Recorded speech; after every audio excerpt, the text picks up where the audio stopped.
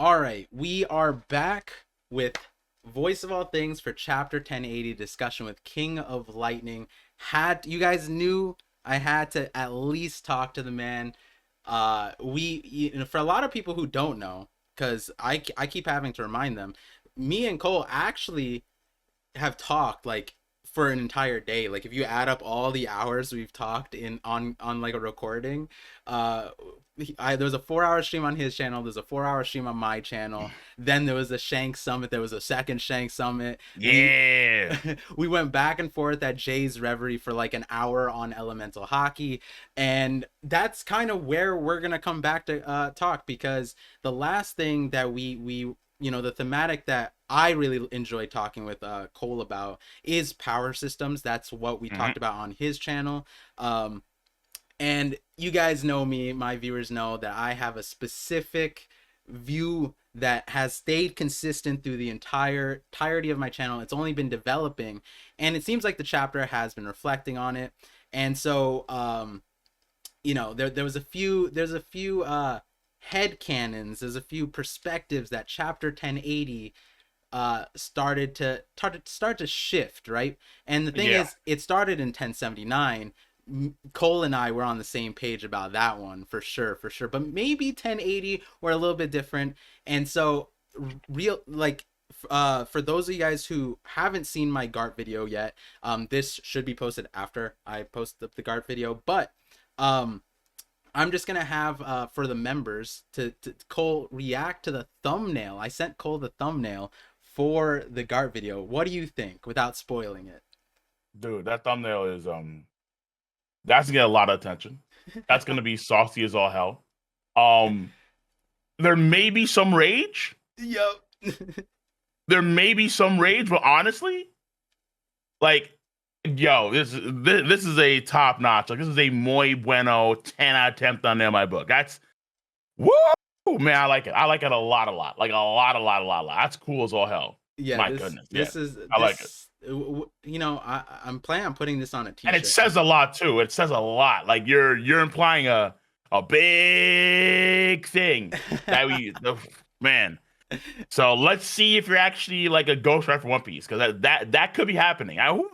Okay, all right, yeah, this is a great thumbnail. It's a great thumbnail. I appreciate it. It's I think one of my favorite ones. I might even put it on a shirt and wear it. But like, the main thing that we won't talk about from the video, because we're gonna be talking about what I cover at the very end. But Okay, the larger part of the video is essentially covering what Garp's sense of justice is, because we still don't know. It was never told to okay, us in the series. Oda actually told us Sengoku's, he told us Suru's in the Viver cards, and he just left out Garp's this entire yeah, time. And I yeah, think chapter 1080 gives us a more solid sense of how it comes around, especially since we haven't seen a lot of him since Marineford. But right.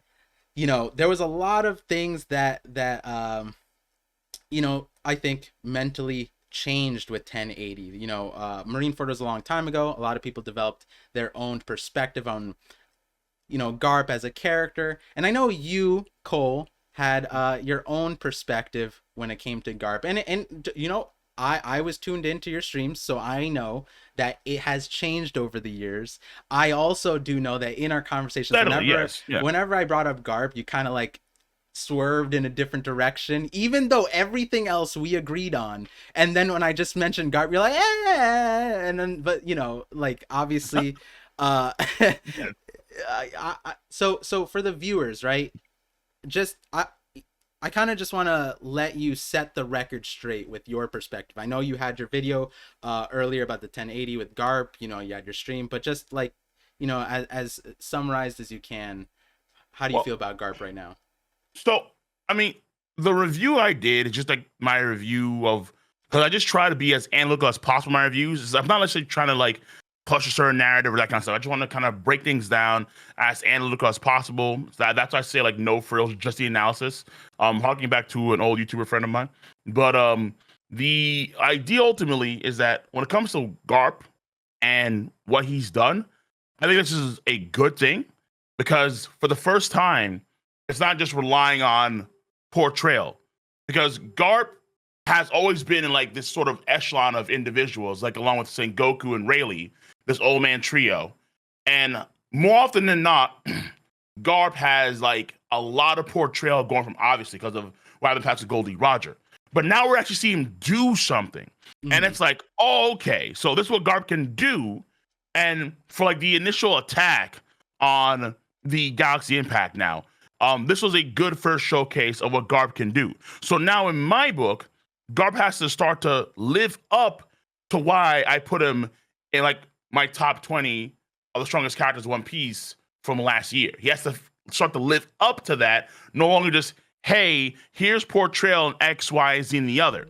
But of course, when it comes to the main contention, the memes of he's not the same man he used to be, hence, because he's older and he's slower, it is what it is. Yeah. That hasn't changed Okay. because Oda has to recant what he said way back when at the end of NES Lobby, or I guess post NES Lobby. It's like there is going to be a point in time, I think ultimately, where it's going to be revisited because for all the old guys, it's always revisited where they're not the same person they used to be. Right. So because of their old age, they just can't output the same level of power or they don't have the same stamina they used to, whatever it is. Right. I think it's going to apply here regardless, like no matter what. So I think what Garp did was cool as all hell. I think that all those fodder are done. Those buildings are wiped out. Dope. But moving forward, Garp's in trouble. I mean, I think Garp's in trouble. I think Garp is in trouble. But I do like what Garp did, and ultimately, in the grand scheme of things, nothing in my mind has really changed. I even did a video last month, February, talking about the Haki of Shanks and Garp, and how this could actually start to blossom into one of the things that Oda hinted at with Law and Kaido Big Mom, where Haki can full-on counter different abilities. And I do want to see a lot more of that moving forward with Garp and of course, Shanks, duh. But I think he's in big trouble. Even though it's cool, in the future, if I'm a Garp fanboy, I'm sweating. Like, okay, hold on. No, yeah, I agree with you. That that is another point. Surprisingly enough, that you saw the thumbnail, but surprisingly enough, I agree. Don't with spoil you. your own. Don't spoil your own fans, my guy. Damn, dude. Hey, that I think that adds to the mystery right now. But the way I'm kind of looking at it, right, is Shanks just showed the divine departure. In all regards, it didn't look like he was trying. Yes, he was angry, but it didn't look like it was his maximum output. It didn't look like he pushed himself to any further degree. I feel like against Whitebeard, like in that scene, I felt like he was preparing a little bit more. You know what I mean? And so in that same light, I look at this Garp situation. Like if Kobe was like killed, if Kobe was hurt, then Garp wouldn't be seen laughing and like essentially doing exactly what he did at the end of Water 7, which is the exact same pose, the arm pose, except this time Oda added like the laughing crying thing. Right. So like what we saw, the Galaxy Impact, right, it was funny because after Wano, my perspective, I said that the next level is going to make everybody like Luffy, Kid, Law, Zoro, Killer, all of these guys, they're going to be saplings. That's been a thematic ever since I heard those words from Shanks's mouth. That's what I felt like going to the last saga. We did. Yeah. We did talk about that for sure. Yeah, right. That was an interesting conversation. Yeah. And that paid dividends when it came to the perspective with Shanks, right? When it came to the Kid and Shanks face off, there was no world apps. A lot of people agreed, but like for me, it was more close to this, right? Like this one shot moment. The thing is, it's like, how can you predict that? That's not something you can, right? And I really no. I literally like I should have shared this clip, but I literally predicted what Shanks saw, the future sight that he saw. I said that word for word, that Kid would pull out a railgun, he would wipe out the fleet, and that would make Shanks angry. And when Shanks is angry, then he would obliterate. Oh, you nailed that. Nailed that. But the problem was, I didn't know that Oda would make it that Shanks has enough future sight to just completely make it so Kid doesn't even breathe before he can do any of Right. that, right? A So full 10 seconds. Yeah. right, and so like you know, that's a Oh, even though I had that perspective that these guys are saplings, Oda took it there, right? And right. I was saying that every character that has been hidden from us, every character that's left for us to learn about, which includes the like of Shanks, Mihawk, Garp, Dragon, those kinds of characters, even Mhm. at you know like admirals in my opinion, because we didn't really get to see Punk Hazard is still hidden from us, right? Like we don't know how that fight went down. Oh, Why? yeah, yeah. Kainu and Aokishi. Right, right, right, Right. right. And Okay, the okay. reason why is because that their fight is probably something like this, like some absurd level that we wouldn't understand until now. And so, you know, when it comes to the Hmm. Garp situation, I think he is making everyone else saplings. But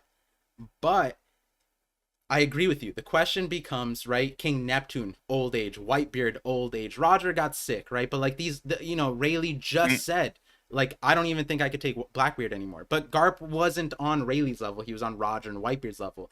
Unlike Whitebeard, he's not sick, right? And unlike all the other, like Don Chinzhao, for example, wasn't living with hatred, right? Don Oh, Chinzhao essentially lived the bad timeline if in Oda's perspective, right? Because he just right. got his head rocked and then he was just like, ah, I'm gonna get back at Yeah, you and yeah. your Like he lost that. grandchildren, Yeah, right. right? Exactly. He lost that. Right. Yeah, yeah. Garp has See, none of that. Garp has none of that, and he's still doing exactly what he did in his prime, unlike everybody else. And so I do see it where this is oh, just the beginning. And what I said for Garp, and this was at the end of Wano when the sapling statement came out, I said that Garp might have a Bajrang level attack. And so when I saw this, I was obviously happy, understanding that this obviously isn't Bajrang gun level, but it heavily implies that hey, at minimum during the prime era he definitely had it. Now the question is, will we see that again? What might bring out that? And that's where you get to like, well, if Whitebeard wasn't like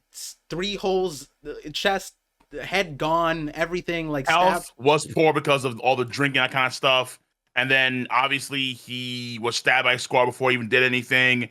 And then he had the heart attack before even kind of touches him. He had that heart attack and he Vice started coughing up admirals. mad blood. Yeah, yeah, yeah, Yeah, yeah, yeah. yeah, yeah. And then like when Akainu killed Ace, right? We saw, I think, a glimpse of what like a prime Whitebeard would have done without the Okay. Haki, right? And so I look at it like that with like Garp, if you push this man, you will get the prime Garp. If you can believe for a second, if you can believe for an extended fight, whatever it may be, I think that my perspective is that Garp leaves the story. The question is when, and I think this is the good time for him to do that.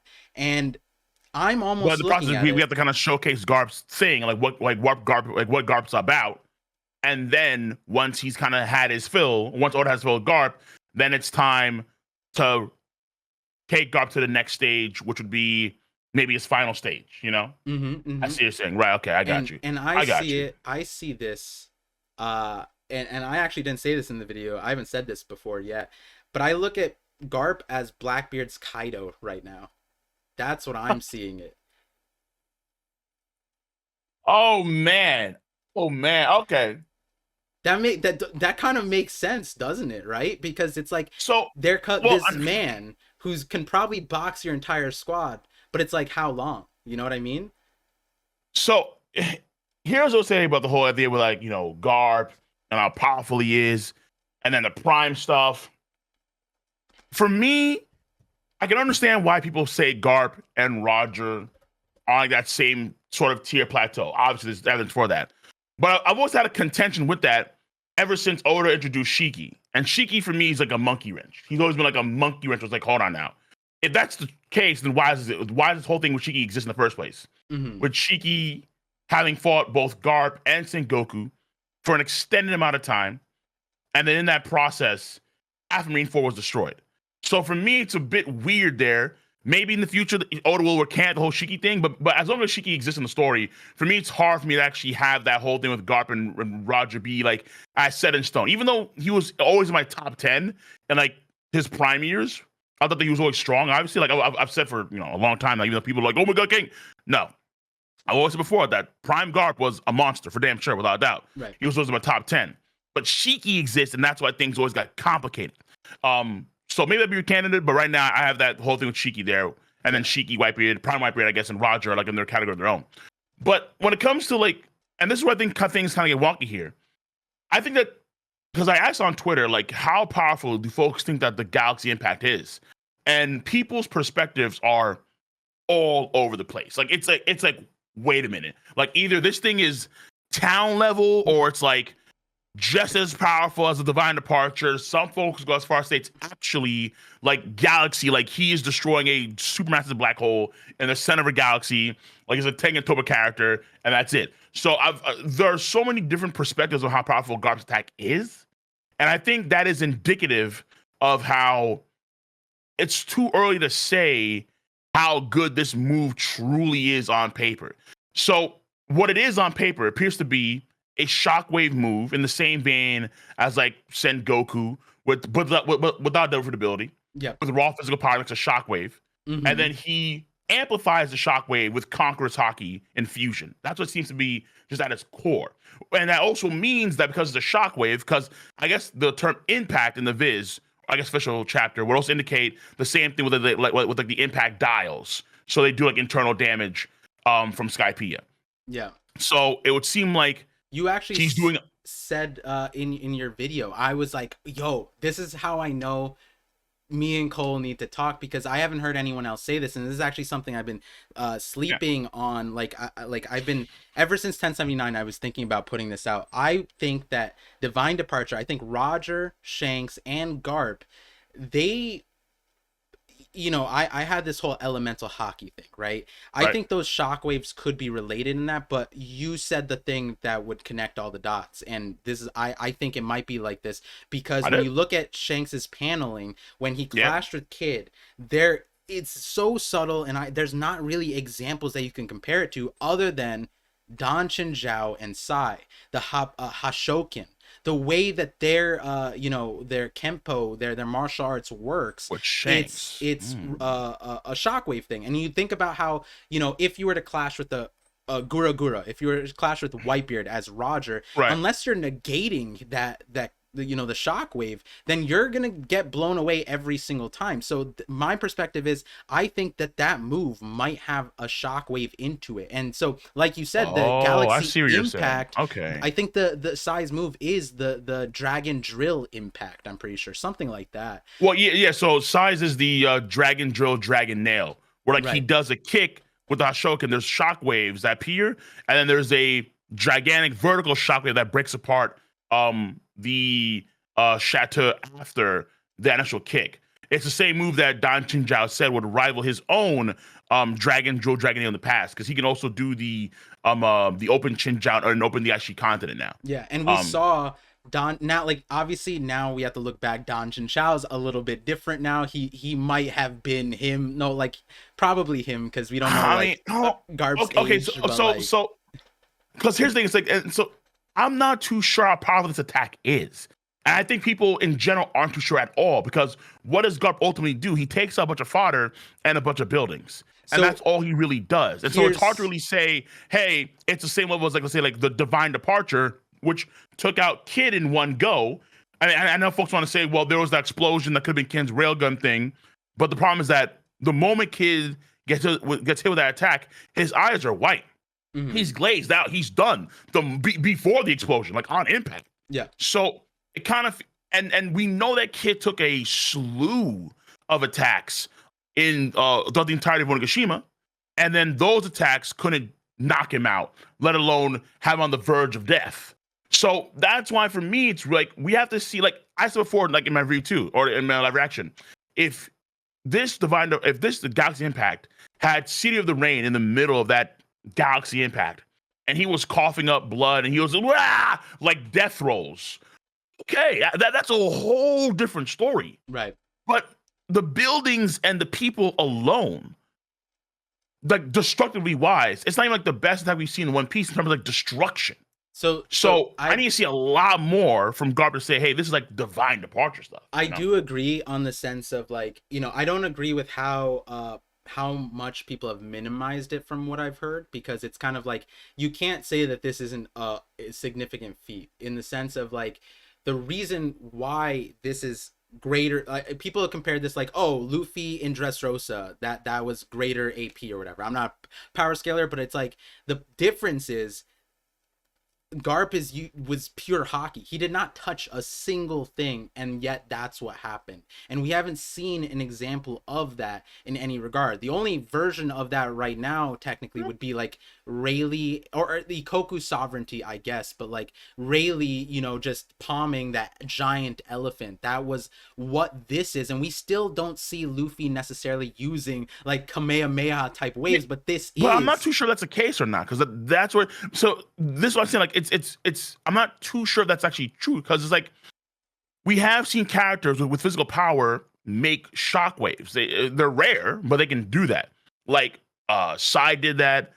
So did Burgess too. But they also they had to have contact, right? So that and the no, not Burgess. Burgess. The Hado elbow is a long range move. He does a shockwave with his elbow. He gyrates and then he fires it off, and then it's from range, and then he drills a hole into like wherever he's doing it. Okay. Even Rob Lucci's Rogue Ogan, technically, right? You don't necessarily need. Yeah, well, like he can fire from range if he really wanted to, because I think that he had. We saw way back when in this lobby where it actually, like the last one, the largest ring version, when he's in big Hulkish form, it like phases through for a while and actually hits the wall behind Luffy. Yeah. So, so the range shockwave moves aren't new. That's why I'm saying it's like it's really hard to gauge how powerful this move is right now. Because like, Oda hid the results of the move, unlike with Shanks. He saw the results. So far, yeah. Right. It is. And so, like, for example, I think like the biggest thing is going to be the reaction of Aval Pizarro, because he's the island right now. The island's like kind of like him. Yep. So yep. if Aval Pizarro is like, wow, like I felt like I got punched in my stomach, or if he's like and then he's coughing up blood as a result, or let's say he's knocked out, right?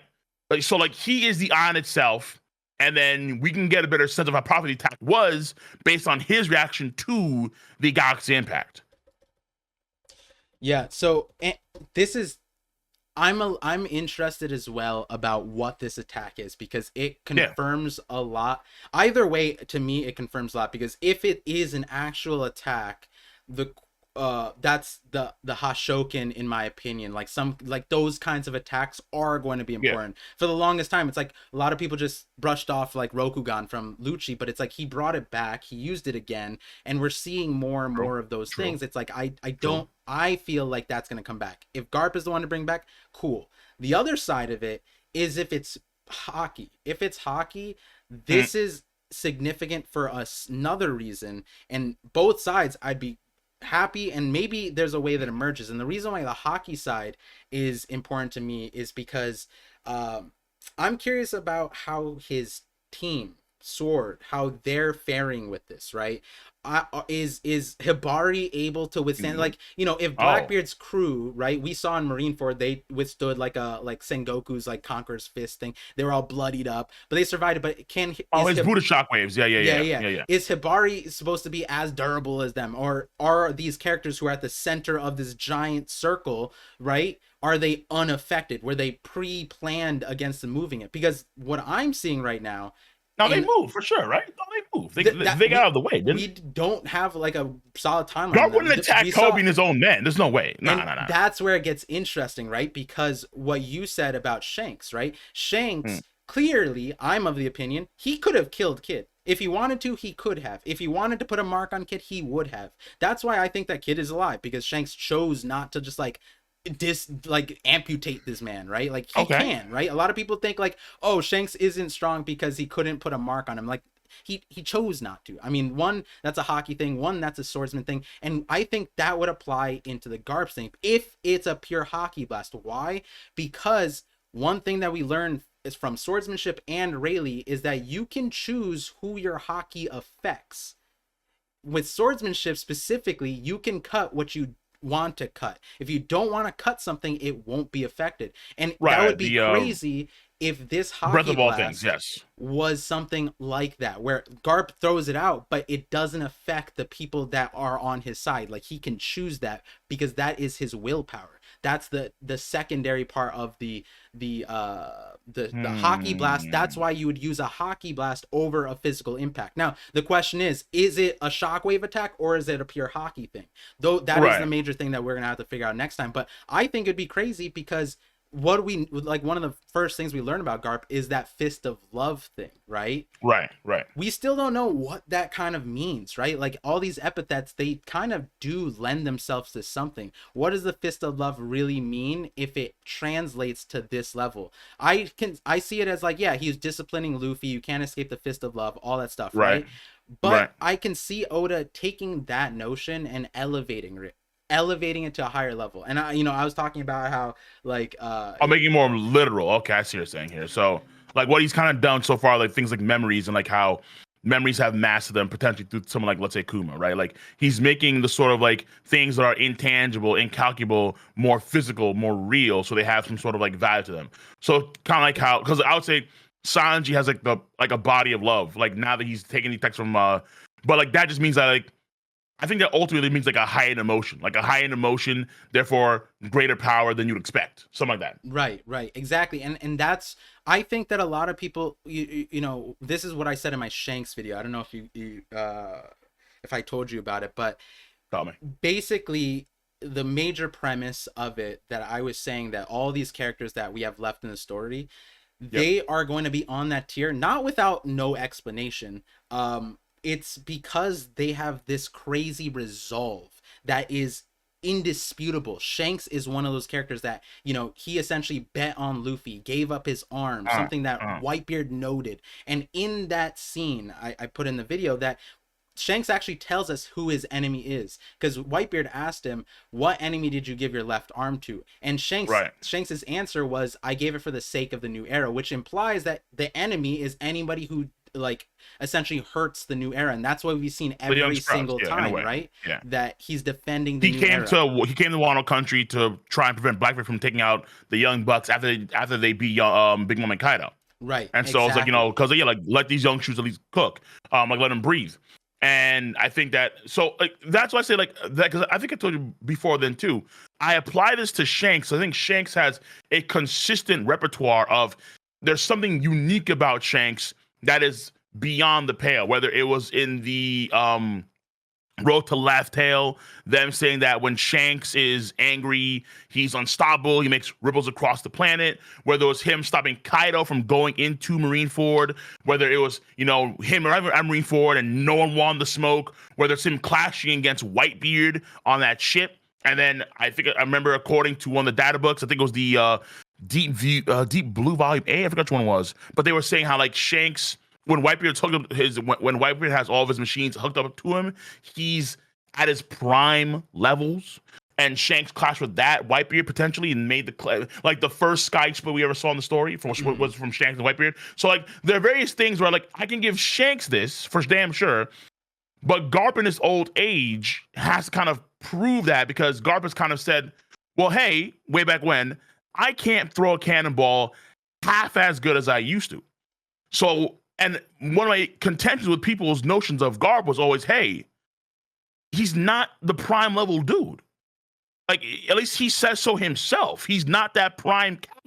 Right, He's right. not even close. Like, I do wonder how things were back then in God Valley when Sebek had to scare down a prime Galaxy Impact. Like, oh, how was a prime Galaxy Impact compared to a Galaxy Impact now? Is it Right. the same power? Was it way more powerful? I have to wonder. And so But that but question, the line of questioning that you just said, that's the point of this Garp video. There's a parallel that I see with Shanks and Garp, that there's a resolve there that is a little lengthy to get into in this situation, but I see what you're saying though, because I think I don't I've done want a video about Garp and Shanks before, and I think I see what you're saying here, because like Garp and Shanks, they both have their versions of the young shoots to protect. yes, Kobe and he is said Garp's that. Shanks. Oh, how's this? Kobe is to Garp as to Luffy is to Shanks. Right, and Even though they're related by blood, in the case of Garp and Luffy, like he's not going out of his way to save Luffy when he's in a tight spot. But right. Kobe, how dare you?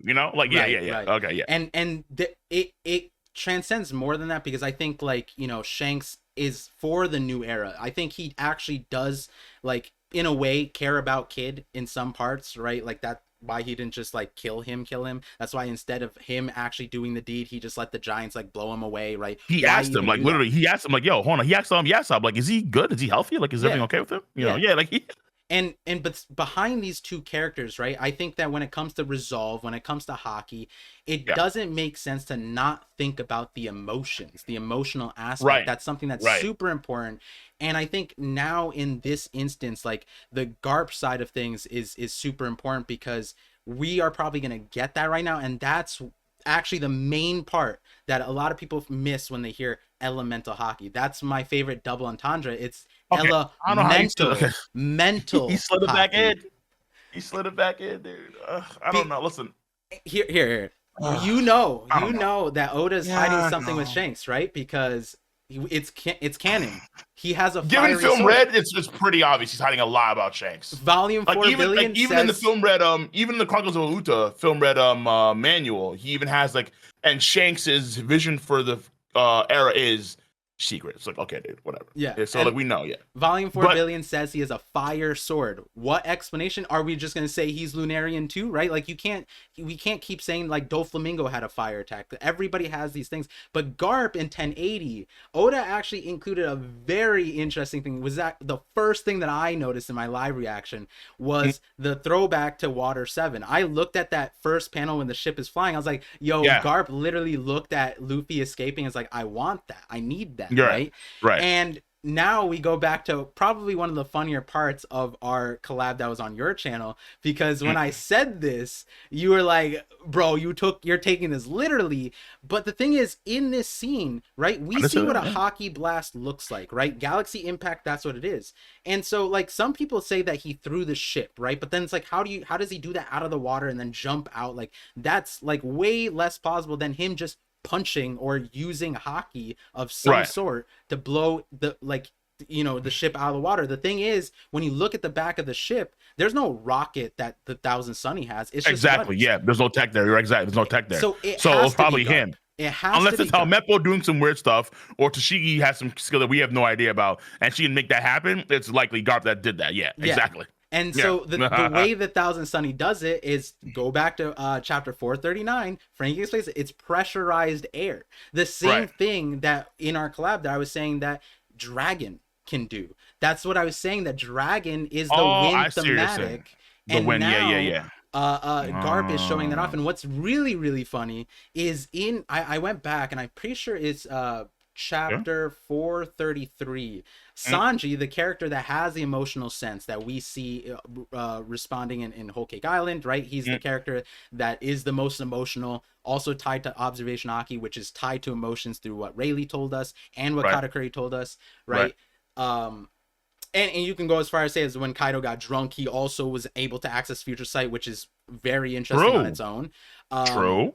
And then we see other moments where Shanks also with a variation of emotions, whether it was he was calm at first, whatever it was, he then saw the future. He saw Kid's future.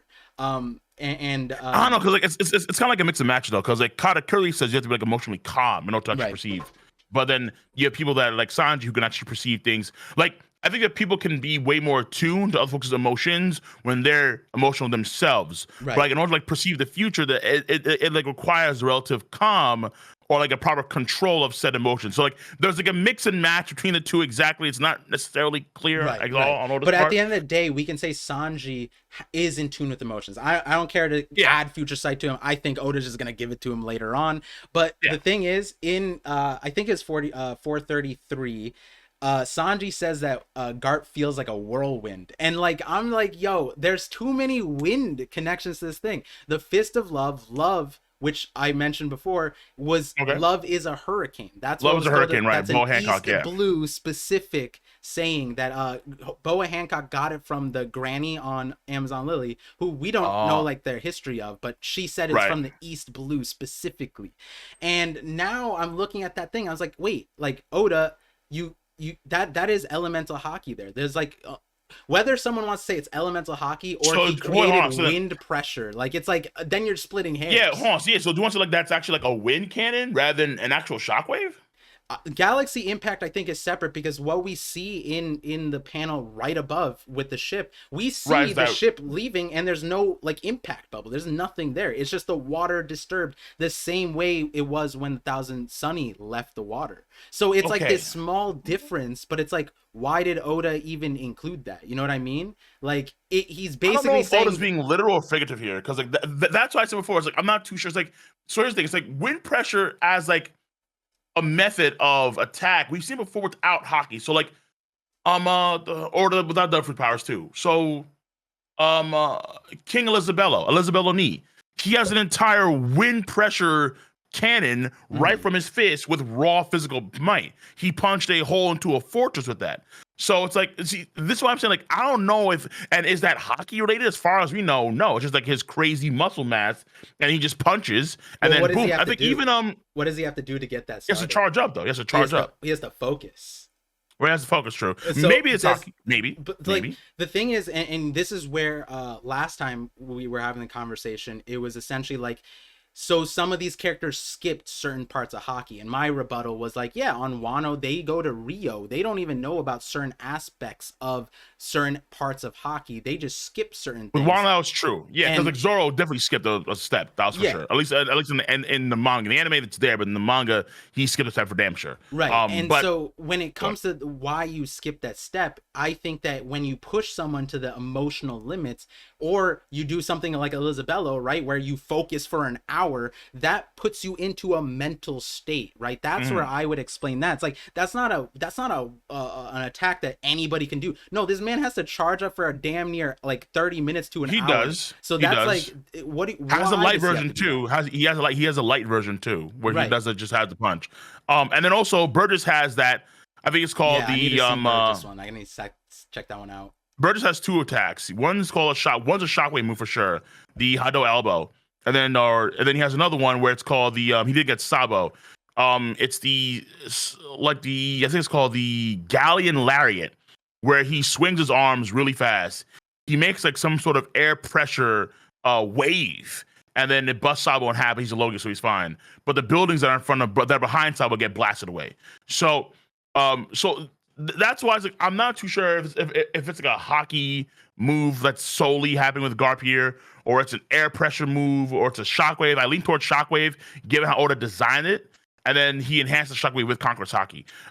But I would say that the idea of elemental control in some capacity maybe could, again, I say maybe, so it's always a maybe with that one, because Yeah. that's been like my old theory for a while now. But Yeah. Oda seems very, and this is the problem with Oda's power system. It's not like Hunter x Hunter, where it's like it's very distinct and rigid. Oda's very loose. He's very like, okay, it's gonna do this maybe over here, and then it does it because why not? Or this right here could be observation, maybe is shorter, but who cares? It is there. Why let him cook? So it's like it kind of feels like it needs more. It needs a lot more rigid of a foundation. But then if that's to happen, then it could actually counteract what Oda wants to do, be fast and loose with Haki. So you could be right, but I don't think Oda's gonna ever be like, hey, here's elemental Haki. You know? So here's another thing that I was the second half of the sapling parallel, right, Yeah. was and this is in the Shanks video, was that when we hit Sabaody, right, Rayleigh was the person that called them new buds that didn't sprout yet. That's what he called Yeah. them at Sabaody. And the thing is, leading up into that, we had Shaki saying that Rayleigh was 100 times stronger than Luffy and the other worst gen Yeah. Back there. then, yeah, I remember that. Yeah. And so then right after that, Rayleigh demonstrates why he's that much stronger, right? He shows us Haki. He shows us how he's able to fight Kizaru Yeah, even. stops Kizaru. Yeah, yeah. And Like, then even at his old age, like he's still able to hold him off. Yeah, yeah. he demonstrates he no, not demonstrates, he then says that these guys are new buds to put them into perspective, right?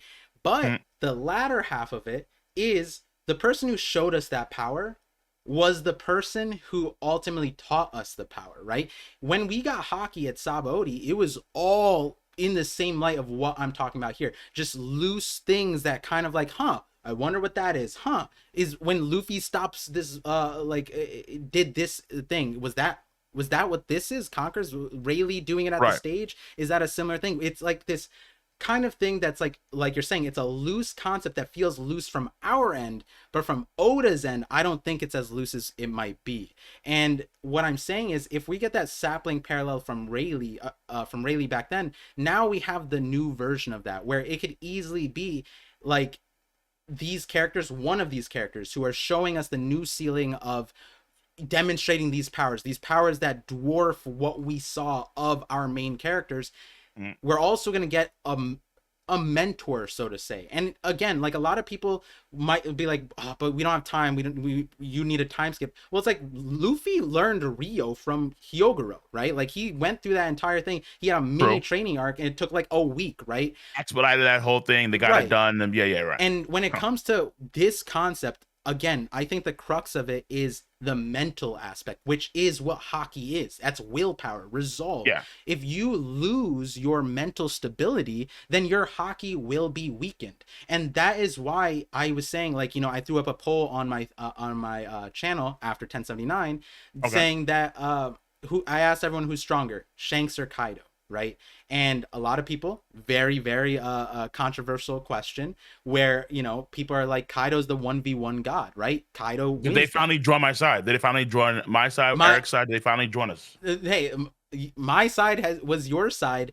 Fair with enough. an Yeah, asterisk, true. right? So my channel said, I think it was around like 84% for Shanks. That, and then there's like recency bias. You can't take every opinion. You take it with a grain of salt, right? I would argue that's what we're seeing now with Garp. I think people have kind of like, settled down, because I think we have to see a lot more from Garp. I agree with in you. terms like, because I think, again, the attack is impressive, but when folks tell me this is on the same level as like the Divine Departure, it's like, on what grounds are we putting this farm? It's like people are doing things, well, yeah, like look at the Haki lightning bolts come from the building, like they're huge. I'm like, oh, okay. Does that mean that it's like as level as Divine Departure or something? Like, what does that mean? What I will, on that part, I don't agree. But what I will throw out for you there, because like Yamato makes bigger bolts with Kaido in the rooftop. I'm like, Kid should be stronger than everyone besides the Blackbeard pirates there. And so if Garp, like when you scale attacks, you should also Vasco Shot is stronger than Kid. I don't remember that one. No, not like meaning in terms of like this durability sense of like yeah, okay, yeah, I got you mean. Yeah, I got you mean. I got you. Meaning like, if Garp takes out a bunch of fodder, it's not gonna be the same light as Shanks taking out Kid. That's more or less what I'm talking about. Right? Yeah. So when we look at Kaido though, the thing that I think is the reason why Kaido, Onigashima Kaido, because if Kaido comes back, and I know you don't really care if Big Mom and Kaido come back in the story. If they do, I want Big Mom specifically. Kaido, I need her to come back in Elbath specifically. Right. I think Kaido will also come back, but the thing is, I don't care for when, I don't care for how, I don't care to theorize how, because Oda's just gonna do it. That's just how it's gonna be. And if you think about it, then you're gonna end up upset, right? So with Kaido Onigashima, the reason why he is weaker than Shanks that we see in 1079 is because it's an anime thing, shonen, it's like everything's stronger later on, but the main thing is it would make sense if Kaido comes back in the story, he would be equal if not greater than Shanks. The reason why I say that is because the Kaido that was on Onigashima wasn't resolved like Shanks. His resolve is not the same. His introduction of Kaido was showing that his resolve was unaliving himself. But then on Onigashima, we saw this like focal point on dying correctly, ending your life, the tails, the Joy Boy focus, like all of those things. And the other part of it is that when we see someone lose at Luffy's hand, they come back and they have a completely different purview, different mission. It's not like Crocodile is still looking for Pluton, for example, right? He's seemingly targeting something else. And I think that's what we don't know exactly. It's probably the same thing, but it's a different direction, right?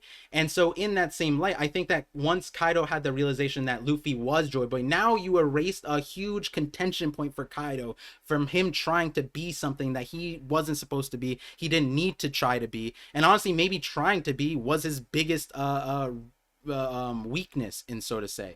So that resolve, that Haki, that mental debilitation that we saw, that Luffy even said that when Kaido got drunk, his Haki got stronger, right? It's like, so how does from mental instability do your Haki get stronger? Well, in the case of someone who isn't stable in the first place, they're drinking, Oda is a chain smoker, prolific alcoholic apparently, so he Right. he would Yeah. paint it out in He has that to light, chill. Yeah, yeah. right? Oda's a chill dude. He's Yeah, he's yeah. he's killing himself slowly. It's ridiculous. and, Yeah. and so I see it like these characters, it's all going to be on this emotional basis type of thing. And the reason why it would make sense is because the Straw Hats, in terms of emotional, like training emotions, right, thinking about the emotional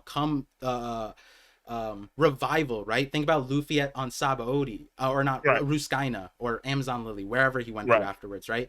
It was like a mental thing that was fairly quick. Right? The flashback was long, but it was fairly quick in time, and Yeah. you can see how that kind of resolved him. I mean, he got a whole attack after, like, from Ace. He resolved himself Yeah. and was able to create Red Hawk. And I see that in the same light with all this. I don't think Garp is going to be the character, but I think that all of these Shanks kind of characters, they're going to be, one of them is going to end up showing us or teaching or demonstrating to our crew this mental fortitude, the how Okay. to use So it. so here's the thing. So goddamn ParVision. Okay, so here's the thing. All right, there's a few things that do harken back to this, and I don't think we necessarily need this to be like further dove into, because I think it's kind of self evident. Yeah. But when the last thing Rayleigh says when he's teaching Luffy Haki is that basically Haki is the ability to not doubt, right? Yep. That's Like the you first cannot thing. doubt yourself, because doubt is going to be the downfall of like you achieving it. Like it's more, of course, it's metaphorical, but at the same time, it's more literal. Well, Yeah. like No, you that's have to have the exactly will to. it. That is the line behind the Well, resolve yeah, thing, yeah, right? yeah, right. The people So who you have the don't doubt resolve. You don't themselves. doubt. Yeah, you don't doubt. Right, exactly. You never doubt. You keep pushing. And then to not doubt is to have like it's to be at your best and move forward and get stronger, so on and so forth. But then also that's indicative of Haki itself. And then when you think about it, or just when you recall the words when the scabbards attack Kaido, they recall Odin's words about be as if you were a child, like give yourself up. And then Tsunachi. you yell the word snatch, right? You yell the word snatch you, and then that word's supposed to give you power. It's supposed to give you in a more high emotional state. Therefore, as a result, stronger Haki.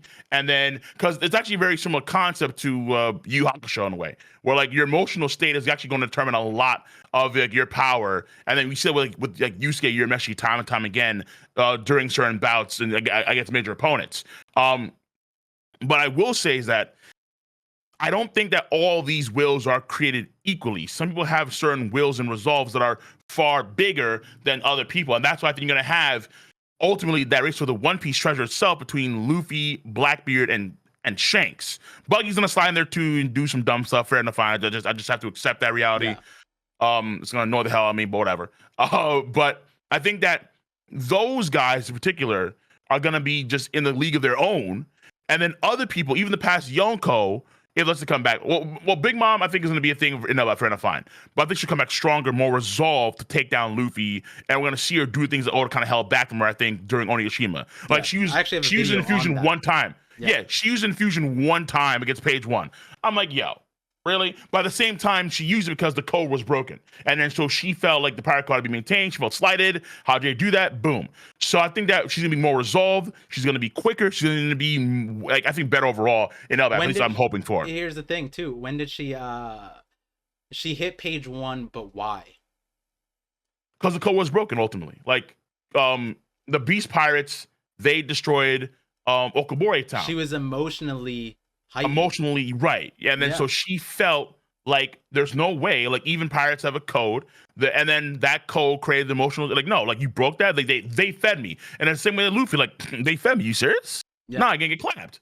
But then afterwards, we never see infusion. Maybe she used it to block kids, Dan Punk in a way. Maybe it's hard to really gauge. But that was like a clear distinction of she has the ability.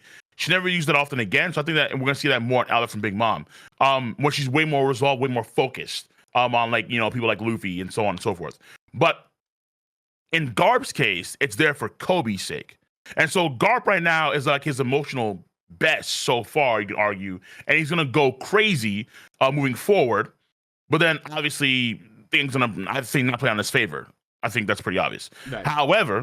However, with someone like Shanks, and this is what things kind of get tricky too. It's always Shanks is always relative to Luffy in the sense of Shanks is Luffy's goal in Mm-hmm. terms of like one of his major goals, right? He is the main motivator for him becoming Pirate King in the first place. That's why in chapter one, it's like, I'll get a better crew than you, and then become Pirate King. Some of the sort. So like it has to be like kind of one and the same with Shanks. I'd argue, maybe not, but I think it has to be somewhat like that with Shanks and Luffy. So I kind of feel like maybe Kaido will come back stronger, but I think that Shanks is also A, getting stronger, and or B, he's already so high up there that Blackbeard and Luffy have to make that stretch to get to him. That's why folks say that he needs a third devil fruit. If he needs 3 fruits to beat one dude, it's like, damn. Then how good is that one dude where you need 3 powers? Right. And Blackbeard already has Conqueror's Haki infusion, as far as I can tell. It's like, yo, and then he still needs the power? And and what? people, forget, like, again, saplings, right? I think when I first said it to you, it was kind of like, let's think about that, right? Then in 1079, you had the Shanks Summit Part 2, it met up again, and you're like, yeah, this is definitely more, concrete now. The Green Bull thing, I think made it real, but folks didn't necessarily accept it because it was like, yeah, but then when he one shots Kid, it's like, oh, yeah, that's real. Yeah, That's and real. and Yeah, it's when real. you think about what that gap actually is, well, yeah, what does Shanks have over everybody else? And whether you're a Shanks hater or lover, I think you can agree it is Haki, right? So Yes. do we just infuse Luffy with more Haki, or how do we get his Haki to that level and that line to never doubt? That is the difference between Shanks and everybody else. That's the difference between Garp and everyone else. That doubt behind their fist, there is none. The less doubt you have, that's the important part. And so it's a question of how do we get Luffy to that level? How do we get the rest of the characters to that level, right? And what's most, I think, apparent is we actually have a character who doubts everything, right? So this storyline of this weak character in Usopp who doubts That's a lot. everything, Yes, exactly. the end of the story is going to have him stop doubting a certain aspect, whether it's everything or he's going to stop doubting at least himself. That is a huge character arc. And so I see it as this the main power system of the last saga is resolve versus doubt. And I think that it was portrayed throughout the entire series in Luffy's fight. Every time you see an antagonist lose to Luffy, you see they start doubting themselves. Nell, for example, once he's like, this guy is too fast, he's doubting his electricity, and he's doubting himself because he feels that Luffy's too fast. Crocodile, Nell, all of these guys who you don't think that should lose to Luffy, right before they lose, there's those earlier fights were a bit trickier, I think, because I think Oda didn't like have it like planned out at that point in time. But the later fights, I would agree for sure. Like Katakuri, I think is a clear example. Yeah, no, and I think in a Nell and Crocodile's one, the reason why is because Oda's not focused on the power scaling. He's not focused there. He's focused on the narrative side. So he'd focus on the emotional thing, and that's where it's the entirety of the story. Yeah. And so here's something that I don't remember if I brought up before to you,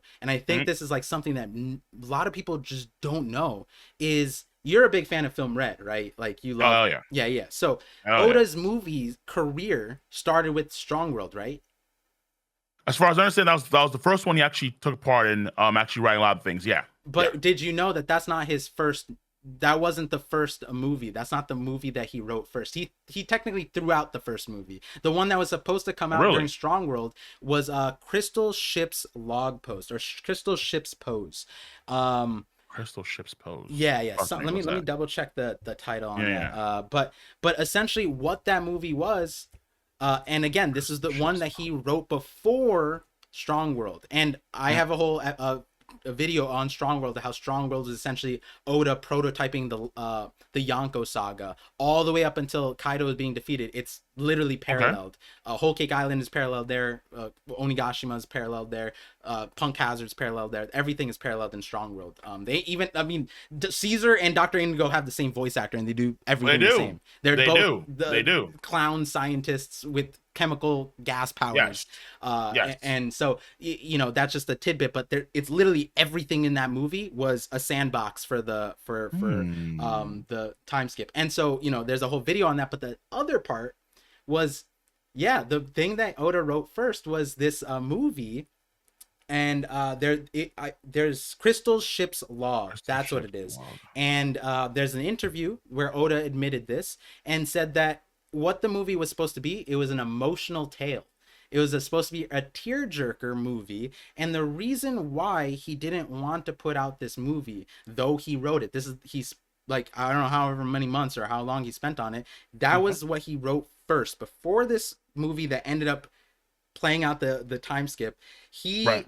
wrote an emotional movie, and the reason why he said he didn't want to put it out was because he felt it was not genuine to have to force emotions in a 1 hour 30-minute time frame. He would rather you feel the character's emotional plight over a longer period of time. Well, hey, how long is One Piece? One Piece is a very long story where he's building up this emotional tale where it's like, if Garp dies here, for Garp, with the Kobe situation, all of these things, like, we care about them. That's such a hard thing to develop on That's so why the many kid thing other mattered so characters. much. Right, That's why the kid exactly. thing, yeah, because we had that build. If it was Uroge, if it was Bonnie, or remember Bonnie, but if it was Uroge, we're just, let's say, just Killer, or if it was, let's say, just Capone, it wouldn't matter as much. We spent time with Kid over the entirety of Onigashima.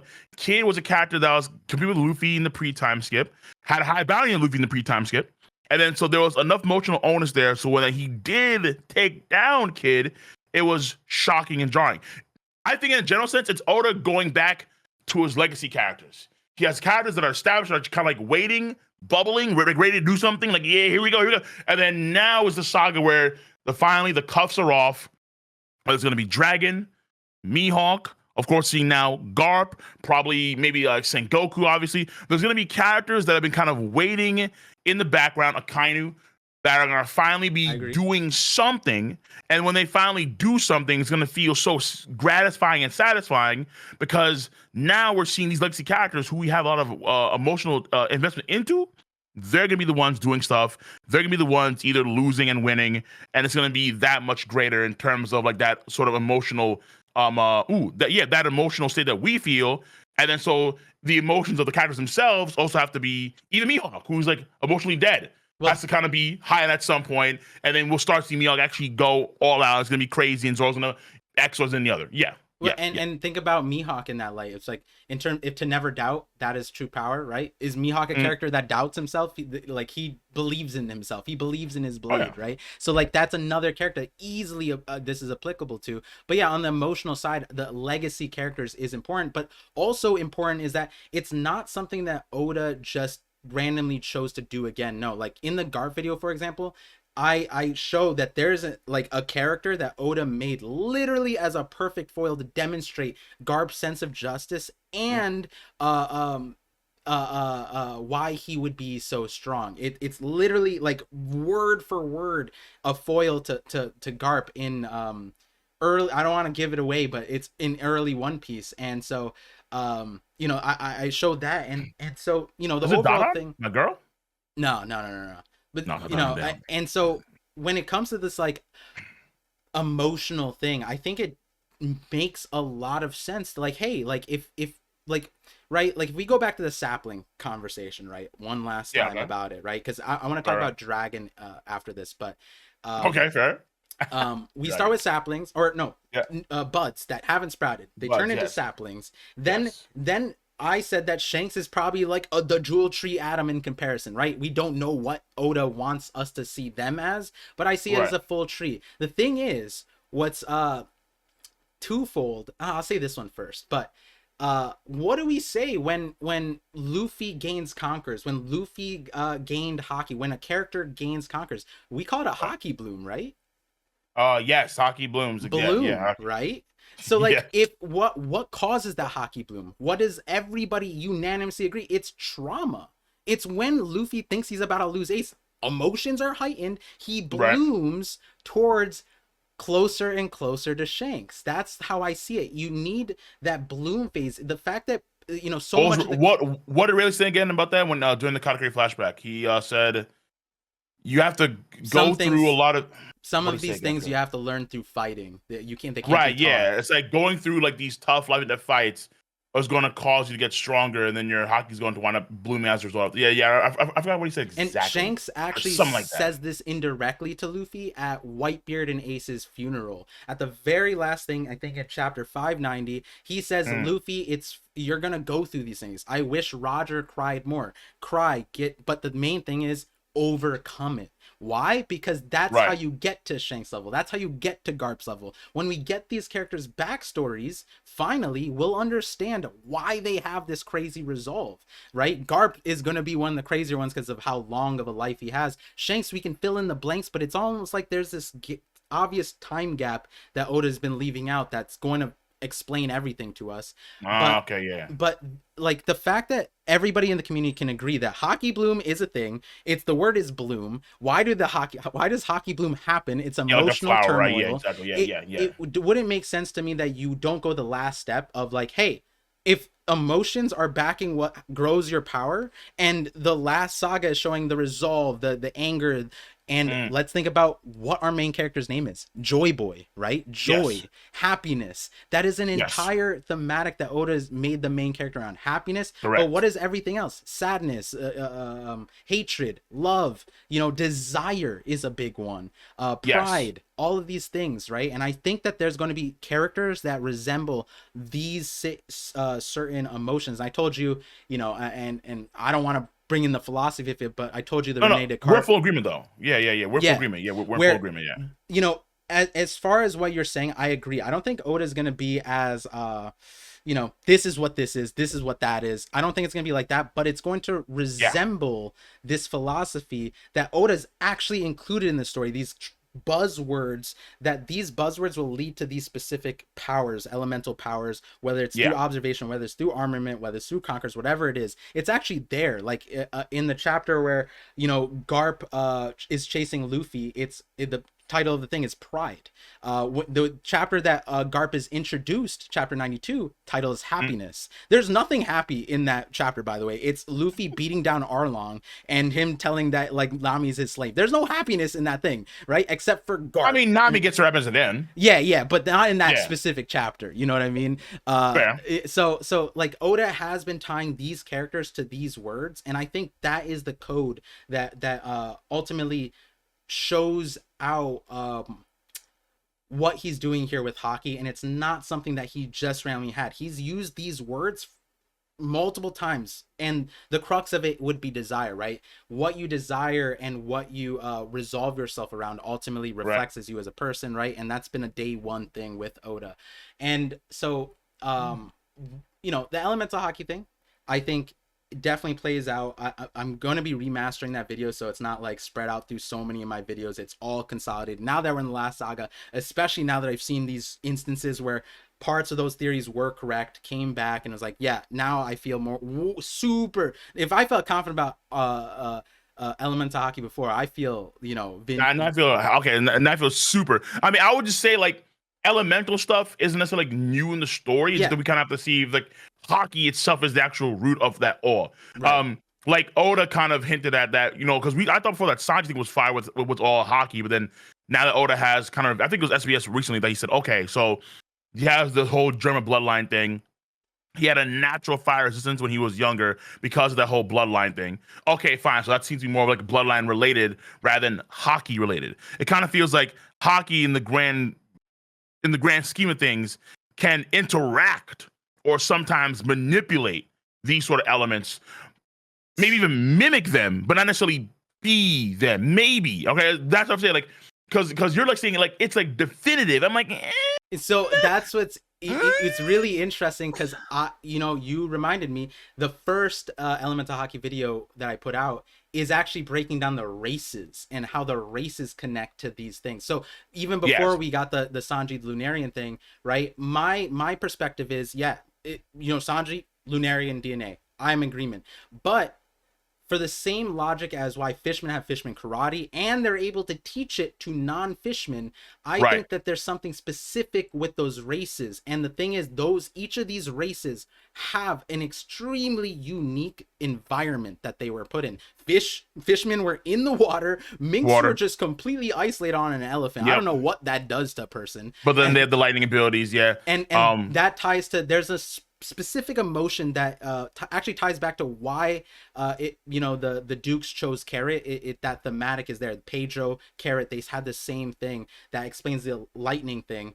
Has there And been anyone? Real quick, has been anybody that actually has the lighting ability of the minks outside of a mink? No, right? We haven't seen that before, have we? No. yes, one person. And Who? that's actually my recent Zoro. Oh my God, you would. Oh, I sent you the Zoro video. You should check it out. You should check it out. It's a little long, but you'll like it. You'll be like, no Because I know the way. because okay, hold on, because I know that it's up in the air if we can actually make Thunderlord lighting or not. Nagai had so this okay. So this is another thing. Oh, well, hold on. Was that actually him, Haki, or was that's like a tech thing? We don't know, but the thing is, there's also a guy on Whitebeard's crew that has a fire sword. There's also a guy on Yes, Whitebeard's crew that has a sentient mace. There's so true. another thing that Bobin, yes, yeah, I remember Bobin. Yeah, if you uh ever watch the show Marching Awakening Romance, yeah, Bobin, yeah, yeah. so there's what another aspect, and I'm like, the Elemental Haki video is still coming out. There's 4 different ways I want to frame it, but one of them is, hey, like Whitebeard was a Yonko crew, and we still didn't see Izo fight, right? My perspective, We did kind of, but we not, well we saw the beginning and we saw the end. We didn't see the actual any clashes. We didn't see anything on Ringford Ward. Do you mean in one country? in Wano, right? Like So we saw Izo do like some guns and shit, like he saves Usopp with like a breakdancing sort of like gun right. twirl move. He also has these But interesting the enough. CP0 fight is He's what I'm talking about. I oh don't know if the true. anime has gotten there yet. I don't think they have gotten there yet. No, not I'm yet. curious Not to yet. see if they expanded. But the thing is, like in Marineford, they did the same thing where, they instead of showing the fight, they took up time and just did slideshows of the thing, right?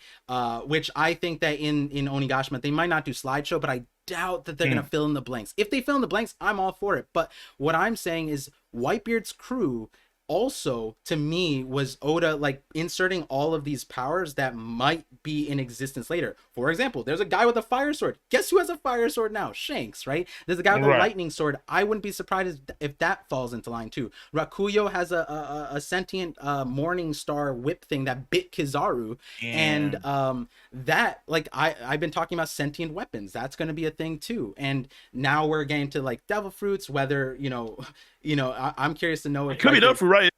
It could be done for ability. It could be, let's say, maybe not necessarily like a homey thing, but it could be like the either that thing has a done for ability or it's actually because I don't think necessarily because maybe it's Haki related, but it's like saying that Haki can like actually like make life or some weird way. So like I'm not sure if we want to go like super far Haki. I think Haki has to have some sort of like limitation. Papag I think what Papag said, the world runs on willpower. He was a starfish, became a human. Papa Goon. Oh yeah. I mean, kind of maybe. Oh man. Okay, look.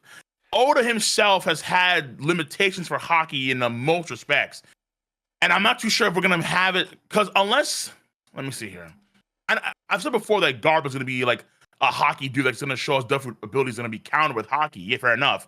But Megan is a Haki seems to be it's almost like in the same vein with NSL about different abilities, or at least his power, or like what gods can do. Like the idea of like gods can shape the world around him at will. And we Yeah. can kind of do that with it, well, but that's with his Right. power. And That's why the but power is so devastating with the Nika ability.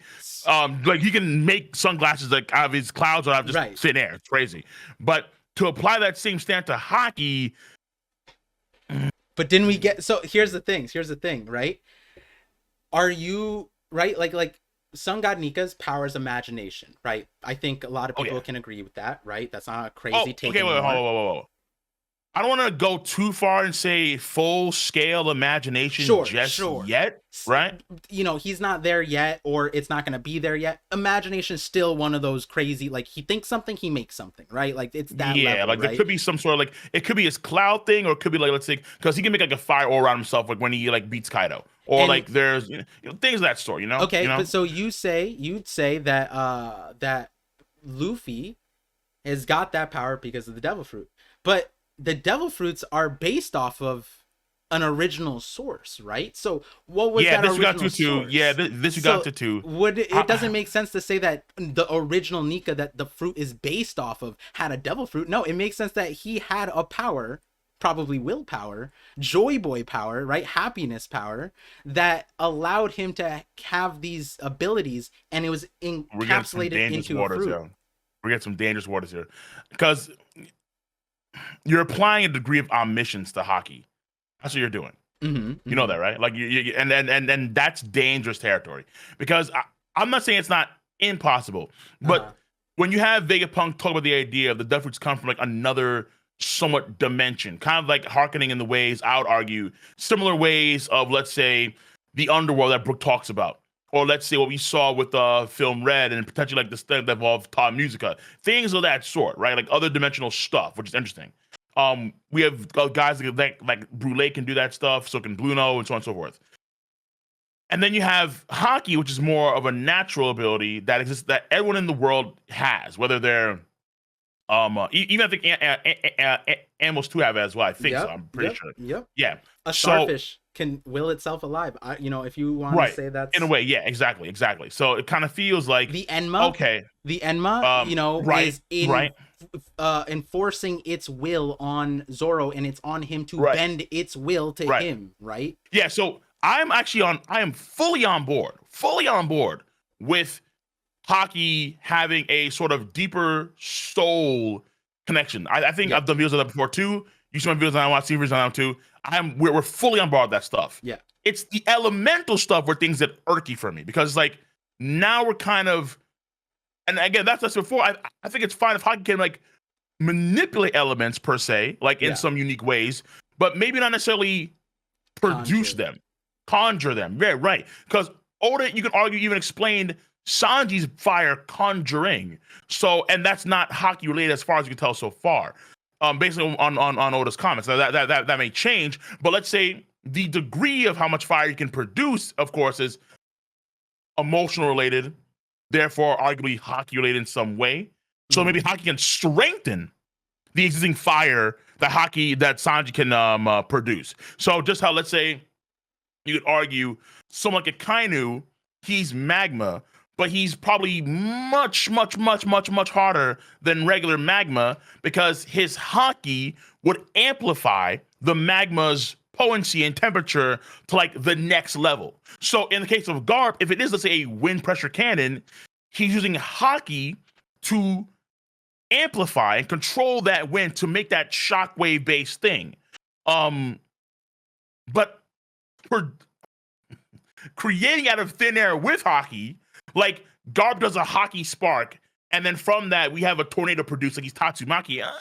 I mean, damn dog, like I gotta see something, yo. I gotta see, I think we're gonna start bro. I seeing gotta it. see something. We're starting to see it. I mean, the thing is, Where, for bro? outside of you and me, right? 1079 was a shock, right? I think Yes. in our like thoughts that we, you couldn't put into words exactly what we envisioned for Shanks, but that was what we envisioned, and we never like, you can't put it out on paper, right? But I think me and you kind of like, yeah, that's what we expected. I would But say also Eric and Christian too. Referral podcast.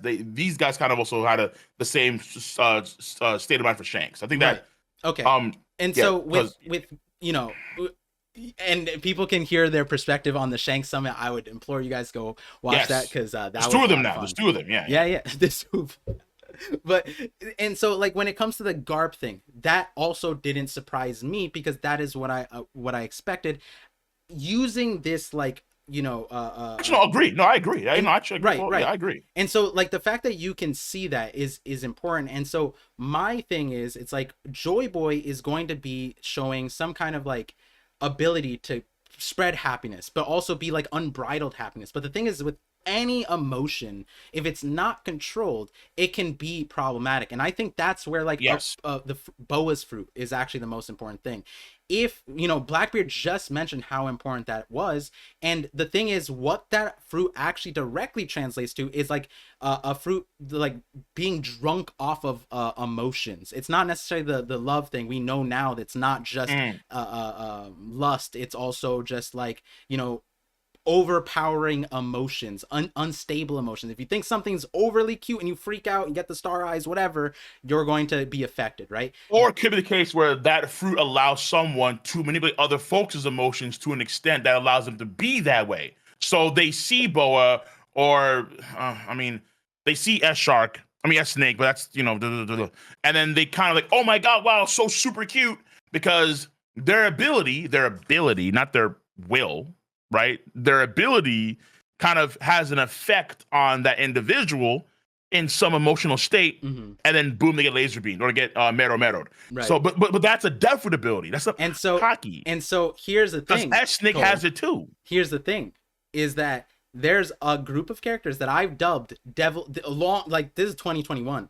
I Okay. labeled these characters devil seed users, meaning these are characters that if they reach a certain point, they can create a devil fruit. And one of them, one of the two favorite ones is one Polly. Polly has the rope fruit, which would be like not in the he doesn't have the rope fruit. He has rope abilities. He can manipulate ropes to the nth degree, even spawn them, and he has Right. no devil fruit. That would be the inferior version of what Doflamingo has. Wait, do they actually spawn or are they actually on his body? I thought that No, they're on his he body, just but we don't see them. the way the One Piece wiki, which I don't take word of verbiage. They're like, maybe he has a pocket dimension. That's like, I'm pretty sure that's what the One Piece wiki says. But he could bring out ropes enough that he could just lift up giants. That's what he did on Annie's Lobby. He lifted Yeah, up. I remember that too. But okay, that's actually a good point. What about Paulie? And so then there's another one, Miss Golden Week. Miss Golden Week is able to use her powers to hypnotize people, and it's based off of her paintings, so much so that in the cover story, Oda made it so that even Crocodile was affected by her power to see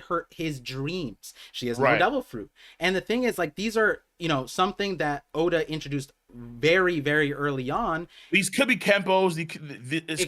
But we were just talking about it could be Kempo, but it could be also like willpower. But we got more of them on as the Oniwa Banshu on Wano. We got more devil fruitless characters that can just do crazy things with no explanation. But the thing is, right? Yeah. I put them in the same boat as what Nika originally was. He was this dude who's cracked out, got the god epithet, had his power, turned into a devil fruit in some way, right? And here's the line that transitions us to Dragon now. Because the other line about, Haki blooming, about saplings, the turning into the tree. Another line is the line that was emphasized around Dragon, and indirectly Garp, in my opinion, was and it's not a One Piece line, but it's the apple doesn't fall far from the tree.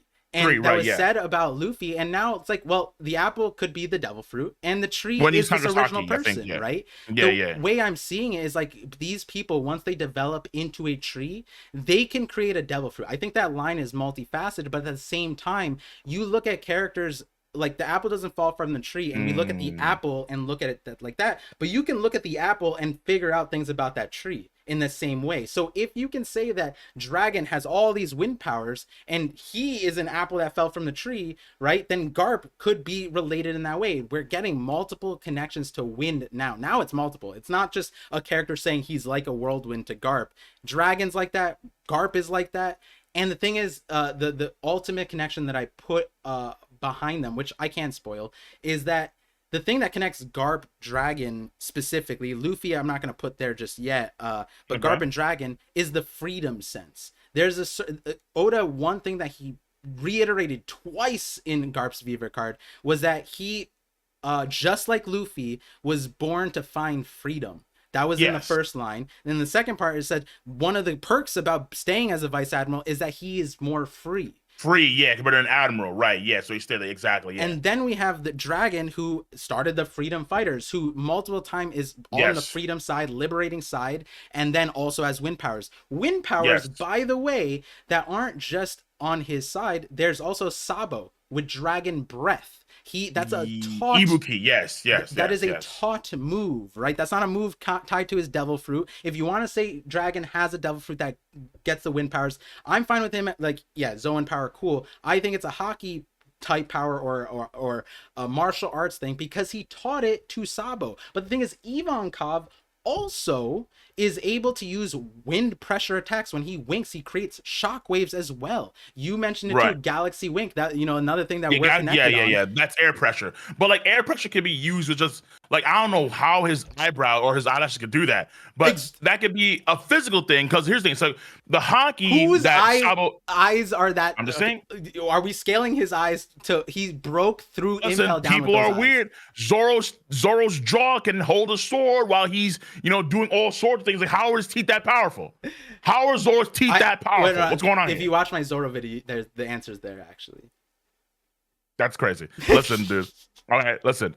Zoro's teeth are dumb powerful. Who knows? Someone's eyelashes can be that powerful too. Maybe it's a version of Shaman Kikin where he's actually able to control his eyelashes that way, and then they're sturdier. I don't know. Again, it's like I'm okay with manipulation to a degree, but not Yeah. maybe not production. So like maybe Sab was manipulating the wind in that area to make the that sort of skill. So like he kind of plunges in the wind via Haki, maybe not actually produces wind with Haki per se. Just how you could argue, let's say someone like Koala could mimic, as far as we know, she's mimicking Fisherman Karate, and she has no Haki as far as we know, but she's probably doing that by mastering that Kempo in the same fashion as a fisherman could. Just how Robin could do the same thing too. Robin was able to manipulate or do the whole water pressure thing, well not water, but like the shockwave thing of Fisherman Karate, and she has no Haki as far as we know.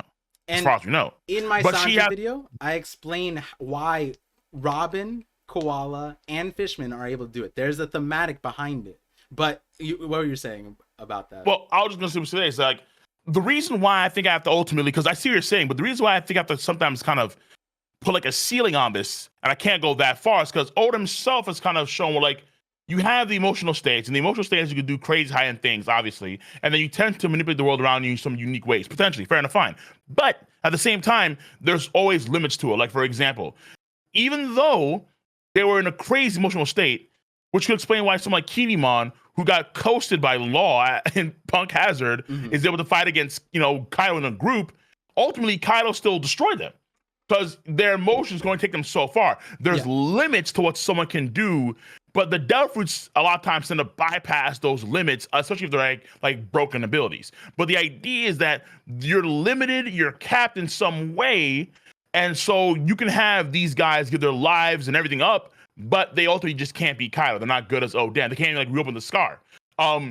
Zoro, high-end state, emotional state, crazy state, does the Ashra, has Emma do this thing, and gives Kaido a scar, but ultimately Kaido just doesn't fall down, and Zoro regrets that. But it's ultimately Luffy who's the one that can take that after like a series of battles, right? It's Luffy who ultimately beats Kaido, and then it's like the final clash of their wills, hence the question, what kind of world would you want to create for Pirate King, that kind of stuff? Right. And this is what I want to do.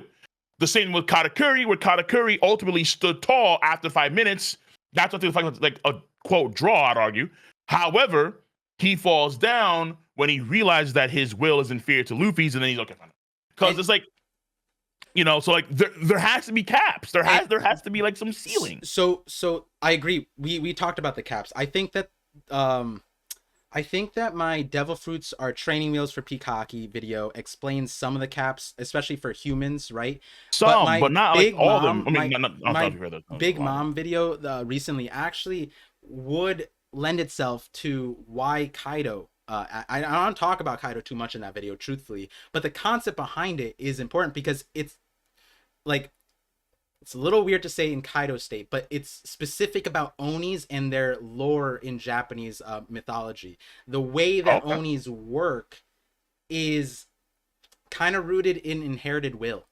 And inherited will is something, if you're asking like, how does someone just get born with a crazy amount of will that just supersedes other people? And yeah, you could say like, oh, like, the amount of trauma translates to the amount of Haki that if you're able to overcome it, then you have higher Haki, sure. But then there's monsters that are just born with Haki, like a Big Mom kind of character, in my opinion. And that's why I created the focal point there. And it's a focal point on inherited will. No. There's a concept of inherited will in there that explains essentially, right, that inherited will, to explain the Japanese folklore, there's 3 ways to make Onis, and one of them is essentially here. I tease the Big Mom video a lot, but at birth, dude, at birth, she had like arm and Haki. So this is the lore about with Onis. Was Odin the same way? Was Odin the same? Because Odin was a freak when he was a kid.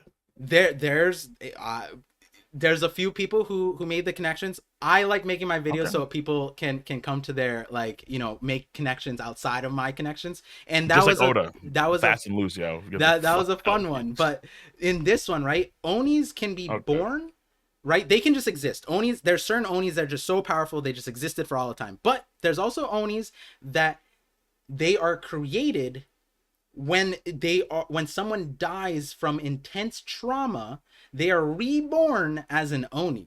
Now, the on the other side, there's instances where people in their lives, Mm. they go through insane amount of trauma or turmoil, or they're triggered by something, whether it's Yes. generational, whatever, and Yeah. then they become an oni in their lifetime. That's the two ways outside of like just existing onis in Japanese folklore. And you can see how that would apply in inherited will, because it's like, yeah, the thing the other, so this is an idiom, this is an actual idiom. I think it's out of pocket, but this is an idiom Mm. from that is still used, but it's not used in the same light as it used to be. Is that if you have a child and the child does not resemble the parents, it's an oni. That is a common idiom that grandparents, parents used for children. And That does sound familiar. Yeah, I what's heard interesting before. I about think, Big yeah. Mom, she's a child that does not resemble her parents in any regard. True. And True. so there's so many connections behind what Big Mom went through and Oni folklore. And the thing is, there's two Ooh. notes is that the kind of onis exist to actually erase other onis. That's kind of like what King Yama or whatever did, the king of hell, Enma Okay. did. Like some onis are in existence to smite other onis so that the cycle of trauma, cycle of hatred doesn't continue.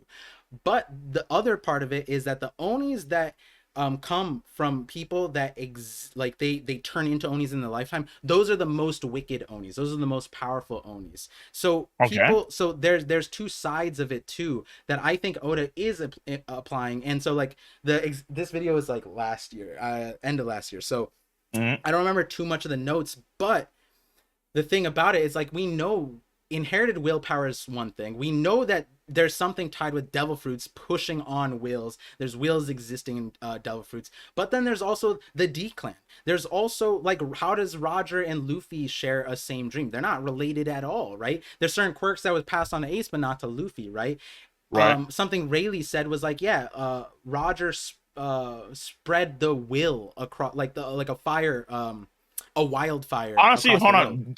Do you know this actually? Because he's a big fan of it. This sounds just like Star Wars and Force. I'll keep it a sec.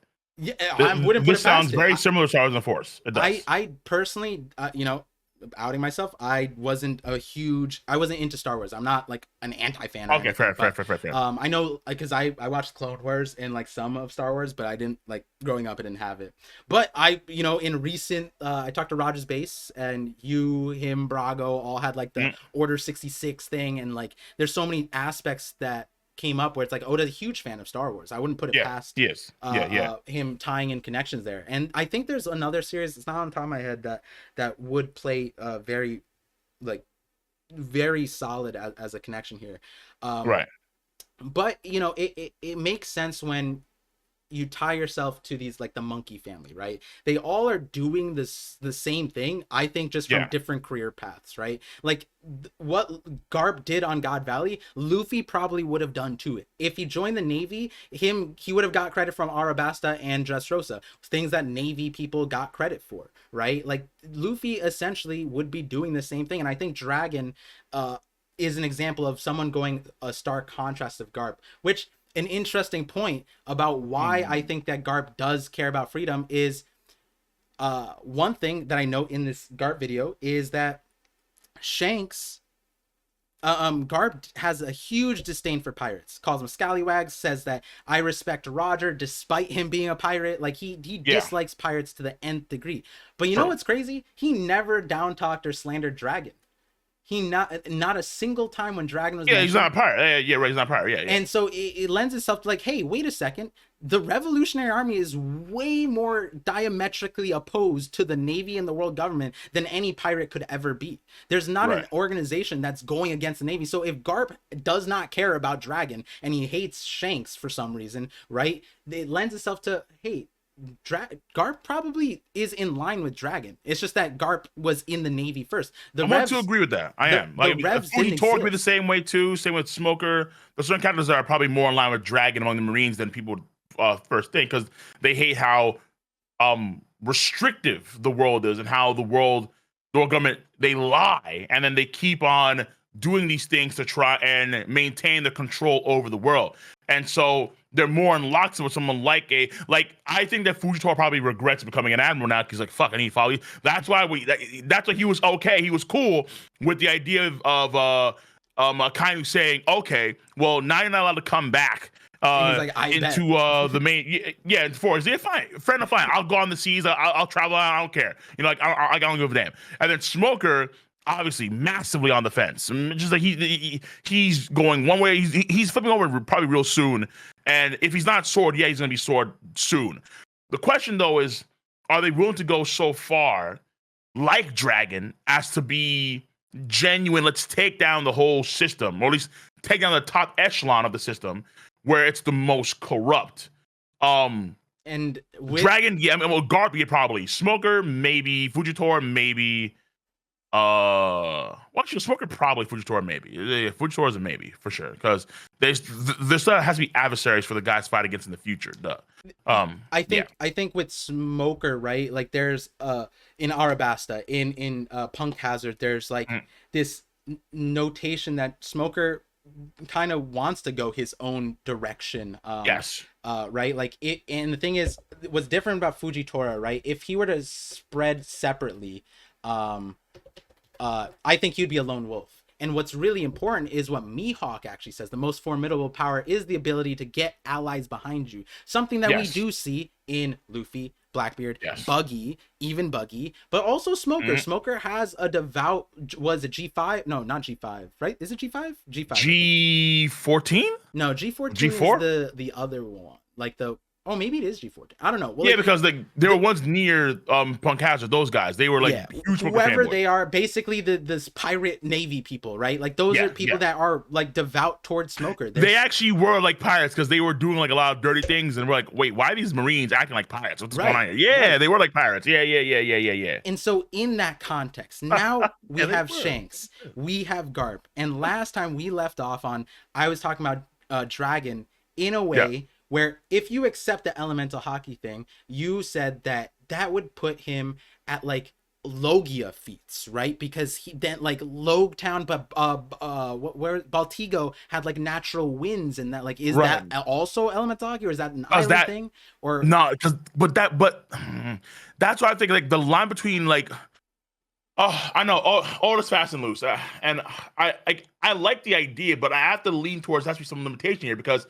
So the example we can look at is what happens with other Logia when they enter an area. Ace comes into Drum Island and it stops snowing, even though it's always snowing, because that's the natural Logia effect that Ace has on the environment.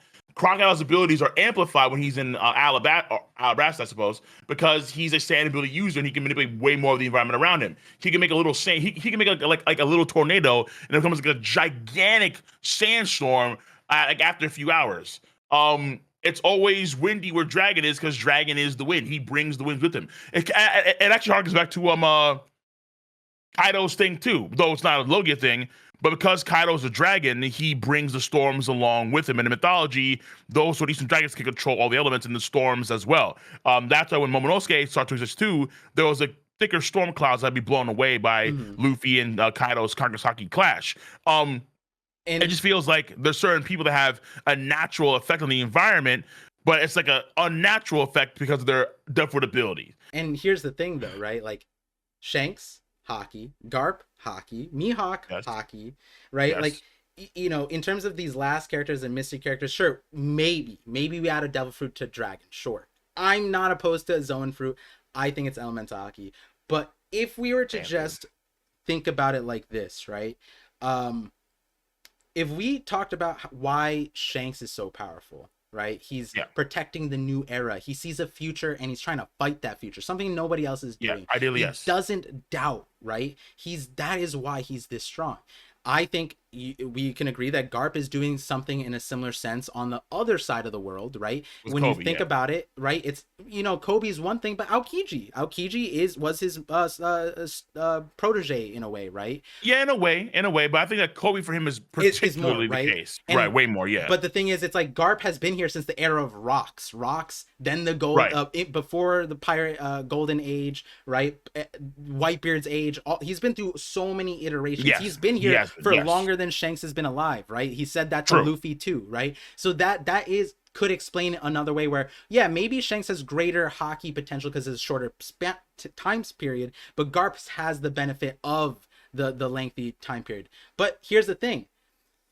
What you also said is like, hey, there's not a lot of characters that can do what Shanks is doing. There's not a lot of characters that can do what Garp is doing. How do we know that? There's nobody like Shanks. Shanks is the only devil fruitless Yonko, for example. Right. He's the only dude who like it can come back as a or become a Yonko after sacrificing his arm for this random kid. Whitebeard let himself. That's why I say it's like I think that I would say like I think that that's when like.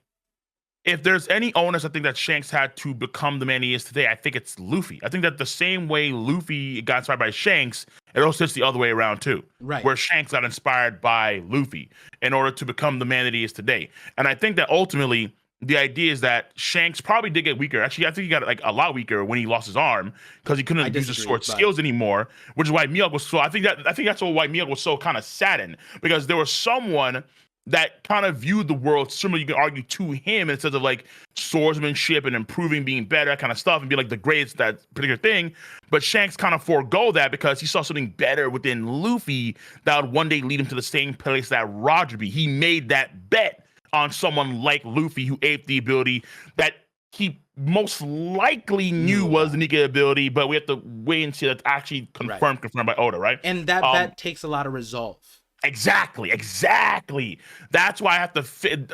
Now you're trying to get it. That's why I think that even though people want to scoff it off, I think that Shanks has to be the apex dude, or at least one of the apex guys, unequivocally, because the resolve is the resolve of someone that's going to be either Pirate King or the closest damn thing to Pirate King. So he has to be. I did the video on. I want to say I did the video this one on February. A lot of themes that surround Shanks' character are actually based on a griffin. His sword's name is Griffin. Mm-hmm. And then the griffins are the mythical creature that are the strongest of all the beasts. They're the strongest. And in most myths. And they're also the ones that lay their eggs in these gold mines. And then they have these gold nuggets that they also kind of like give to like their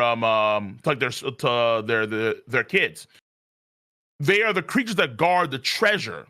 And I think Shanks is the griffin that he can potentially guard the ultimate treasure of the world of One Piece. That's why he has to have the resolve to be that sort of bedrock that nobody else in the world can be, because he has to be the guardian of the ultimate thing in the world of One Piece, the One Piece treasure itself. Yeah, I that is 100% how I see it. And there's a specific thing that makes Shanks an anomaly, being the youngest, being the newest, being where he is. But his resolve, I think, is just like, just yeah. And so, there for people who haven't watched my video or Cole's video, definitely go watch that, because the thing is, like, I think Garp has a mirror of that, and go watch the Garp video for that. But this is where another side of it that incredibly thematically important to One Piece, but then also in terms of thematically important, Shanks actually falls underneath the thematic that Garp upholds as a teaser to what it is. And the thing about it though is these guys are they're going to their respective worlds, and they're pushing they're maintaining a certain world, pushing another root of people, right, to achieve a certain thing. They're being inspired, which I see what you're saying. I see what you're saying. Isn't exactly They're the soil. They're like nurtured the. I've been calling them gardeners. Okay, they're gardeners. And the thing that's super interesting to me is that if we can say that Garp in every part of the story has not followed directions from the Navy, he's actually pretty much Sengoku's he's I think you're right. Yeah. Well, outside like, let's say Marineford, right? He had to pull the Marineford. He had to be there. Right. Yeah, exactly. But and then even in that, he was about to go against Code, right? Like he was this close. He was. And so the thing about it is, if he's going for freedom, but he's staying within his system, not that it's a knock, but Dragon. And the reason why I'm bringing up Dragon is because I'm going to make a similar-esque video about Dragon without waiting for Oda to bring Dragon to the front. I'm gonna do that. The reason why is because when you look at what Dragon did, Dragon created his own world. He made his own career. He made his own society that Sabo, the third, ace Luffy, Sabo Yeah, joined.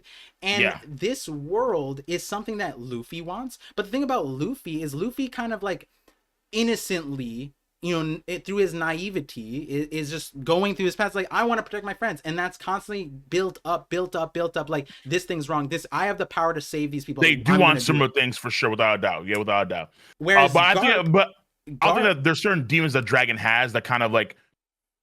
I think there's certain things that he has yeah, that don't make him the same as Luffy. I think Luffy has different. I think fair, Luffy is fair. like the most. I think that the two freest guys in the world right now probably, or I think I'll probably say it's Shanks. After Shanks, probably going to be either Dragon or yeah, probably Dragon, just because like of what he can do. But there's certain things that Dragon I think has demons that kind of hold him back. Like okay, like there's certain things he has to get done no matter what he can, like no matter what, and that involves with government. And that's fair. And so, And then and then Garp go ahead, but yeah, then yeah, Garp and with Garp, yeah. Garp, right? Like, I think that when it comes to the freedom thing, it's not that it's a knock, but like he's doing this thing with the system as like a front, Yeah, right? within the system. Yeah, Right. exactly. Whereas Dragon's Dragon, outside the system. He's just which when we talk about resolve, when we talk about doubt, when we're talking about going against the world government, that's something that pirates don't even want to do. That's something that Yonkos necessarily, they just more or less align themselves with the world government. We see that with Kaido, we see that with Big Mom. They throw in tea parties with the world government. We see that Doflamingo even, bro. right? Like Yo, these I had an idea about Blackbeard the other day when I was in my review. I'm like, yo, this deserves a video, bro, because what you just said, and I was going over the chapter again. I'm like, hold on, this motherfucker Blackbeard, nah, like he. I'm doing it. Don't worry about it No, because I feel like I know where you're going, and the thing is, I maybe heard you do, here maybe you do, maybe you do. 1080 Yeah. is like, whether or not they want to take down the world government, because Kaido wanted to take it down. They ultimately Yes. had to work with the system, work in line with the system Yes. in their existence. Dragon is the only character that has run opposite from it, and the thing is, the same event that affected Aokiji is what affected Dragon. The thing is, Dragon actually, his character behind Revolutionary Army is to the two things that Garp upholds, but Garp didn't go as far as doing anything about it. Right. And so Dragon, to me, seems like the Yeah. character that has the resolve that, hey, I'm with you. I think Shanks, I think the characters at the end of the series will be characters on the same tier. I think there's enough for me to even say that Dragon is going to be on the same tier, which is crazy already. But the fact is, he's also a character that's the longevity of Garp, but then Okay. also he has a resolve that actually beats a lot of other characters. When you look at Shanks, yeah, he's the only one in the pirates that are doing what he's doing, aside from Luffy. And then Right. inside on Garp's side, he's the only Navy person that is stayed a vice admiral and is doing the same thing as the legendary. He denied admiral. He probably could have been Right. fleet admiral. Okay. Okay. I see what you're saying He's here. I see what you're denying saying. it, Yeah. but Dragon is the only character in the entire world that is doing, except for Sabo, but Sabo is doing it because Dragon found him, that is Right. doing what Dragon is doing. So if you tie it back to this resolve, if we can say that Shanks has a resolve and that's why there's a gap between him and every other character, Garp and every other character, then I think that's applicable to Dragon. And I'm like, and that's I'm not just giving him elements of Haki just be like, yeah, this guy is going to control the wind. No, it's because I think from day one, this guy has the Haki to back it. And when you tie it to, hey, if people, I know there's a certain faction that don't think Garp is Dragon's biological father, but at the end of the day, Dragon has to be Luffy's biological father. Like, that just at this point Yeah. I think so. doesn't make sense. Yeah. So Yeah. I agree. Yeah. if the apple doesn't fall far from the tree and Dragon is intentionally doing everything that Luffy is doing on accident and Garp wanting to do but didn't do, and he's doing it out of resolve, right? The similar thing that you said made Shanks so great. He made a bet years ago to do what he's doing now. Dragon did much of the same thing all the way back at Ohara, right? That's what Vegapunk just told us.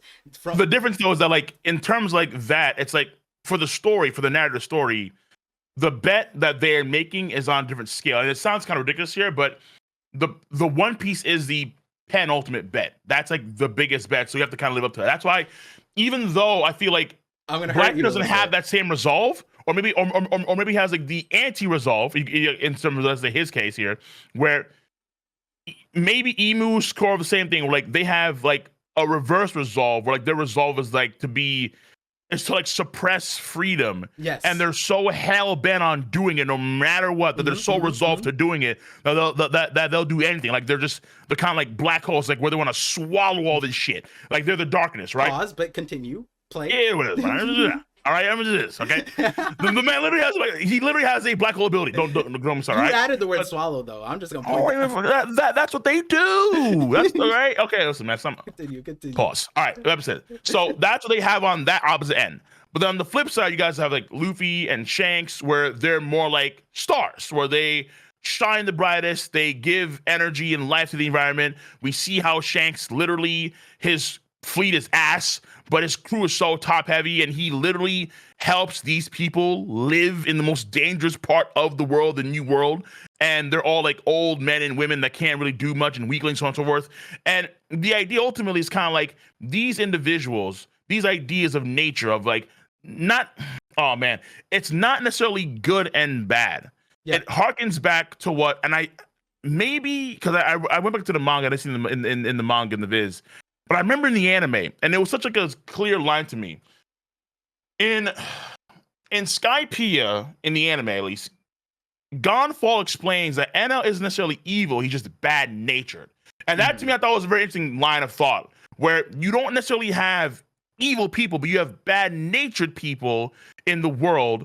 And then these people that have bad nature ultimately are gonna have bad nature and good nature, or let's say in the case of Blackbeard, a off kilter or a bad D-clan member. Chaotic, yeah, right. Fair enough, chaotic.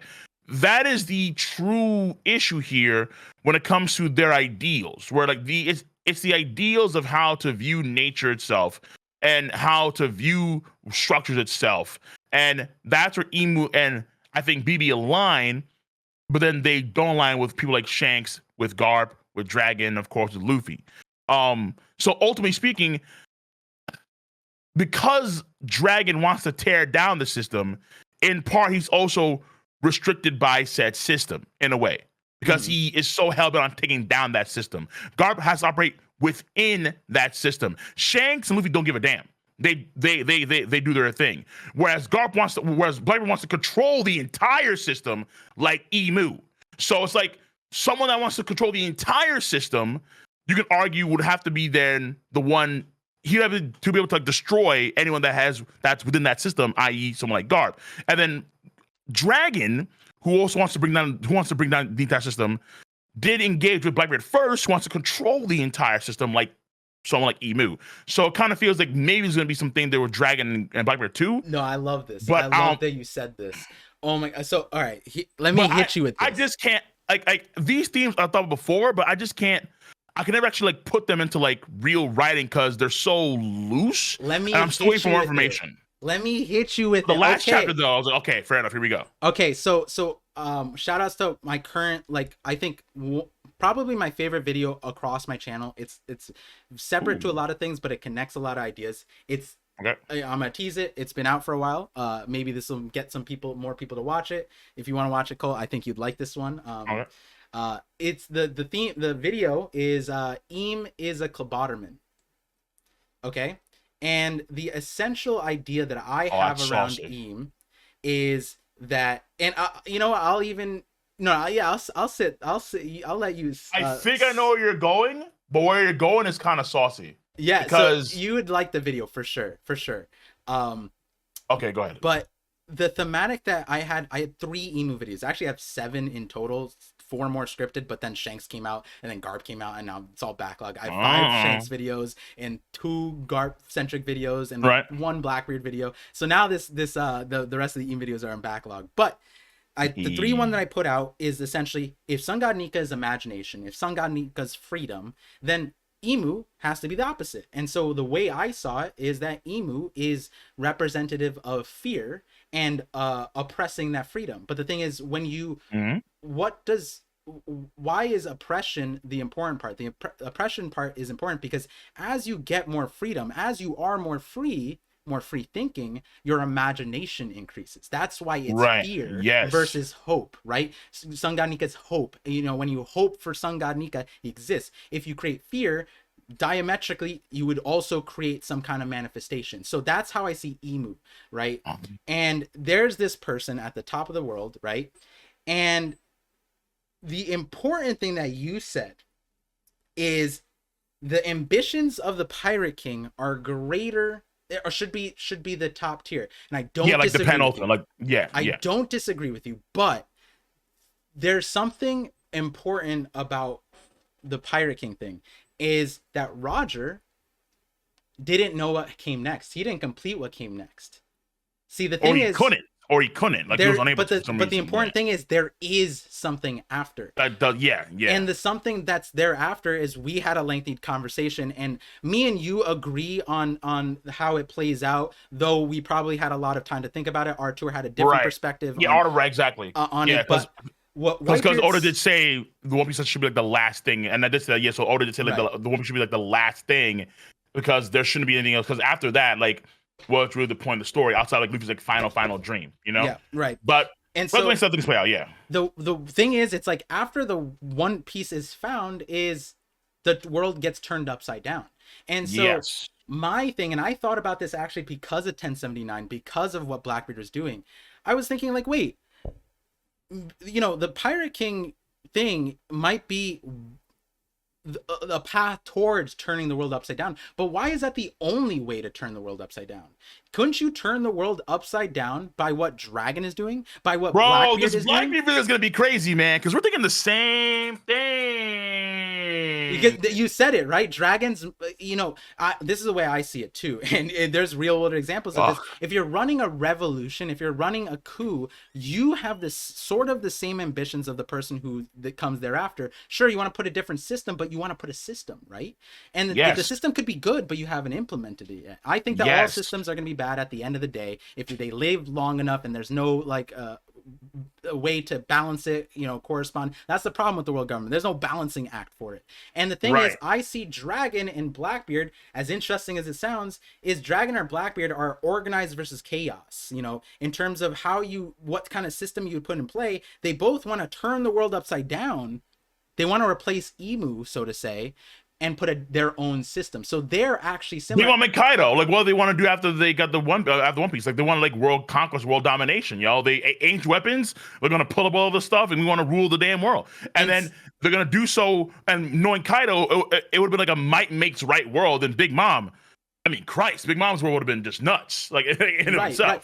And the thing about like Kaido in Big Mom, there was a lot of things that I think you can, you know, Big Mom I didn't do necessarily, but Kaido specifically, there's a lot of things that detract from what his end goal was. His end goal wasn't as clear, in my opinion, as probably what Blackbeard and Dragon have envisioned, right? Yes. The world that Blackbeard set out before he like killed Thatch, Yes. for example, that's way different than what Kaido had. Yes. Kaido, Yes. for example, in his flashback, basically went to Wano apparently from Higurashi, not even on his own volition, which I hope gets changed. I hope there's some kind of nuance added to that. We'll have to wait and see. Yeah, but yeah, we're you know, going to see. I hope so, but at the same time, but then no Oda, you know, he wants to save that for like the right time to go through the whole rocks and then God Val. Yeah, Oda's gonna wait. And so when you sit back and think about it, right? If Shanks and Blackbeard are like a parallel in some ways of like, you know, their counter, Shanks has the scar from Blackbeard, all this jazz. I talked about how the Shanks's pirate flag is what Blackbeard did to him, right? And the thing is, when Shanks was saying that I'm trying to protect the new era, I gave up my arm, I gave up my enemy is the new era, he was talking about, he pointing to Blackbeard was and he's still thinking about Blackbeard, and instead of Kid, the first thing questions he asks is like, what about Blackbeard, right? Blackbeard's in front. And so my point of view is that yes, I agree, Pirate King ambition ultimate, but certain characters that want to turn the world upside down, which was noted to be a result of finding the One Piece, might, if they have a vision of it, if they have the resolve and doubt and they sacrificed and whatever, then yes, I think that their ambition is going to be equal, if not as great as the Pirate King. And that's when Luffy specifically is going to transcend both, because the thing about Luffy is though he is naive and though he wants to be a pirate king, that's not his dream, right? He just Right. told us He that. has a final dream. Well, okay, so he wants to be Pirate King ultimately so he can surpass Shanks and prove to him that he's a better pirate than him. And That's what what he he said. says specifically is And the after that, best way I can do it is becoming Pirate King. Pirate King, exactly. So people, I don't know why this kind of like, oh man, I don't know why people ignore this, but it's literally there in chapter 1. He said in chapter 1, the best you can beat Shanks and surpass Shanks is being Pirate King. The question is there anything left? According to, if you take Arda's words, it's no.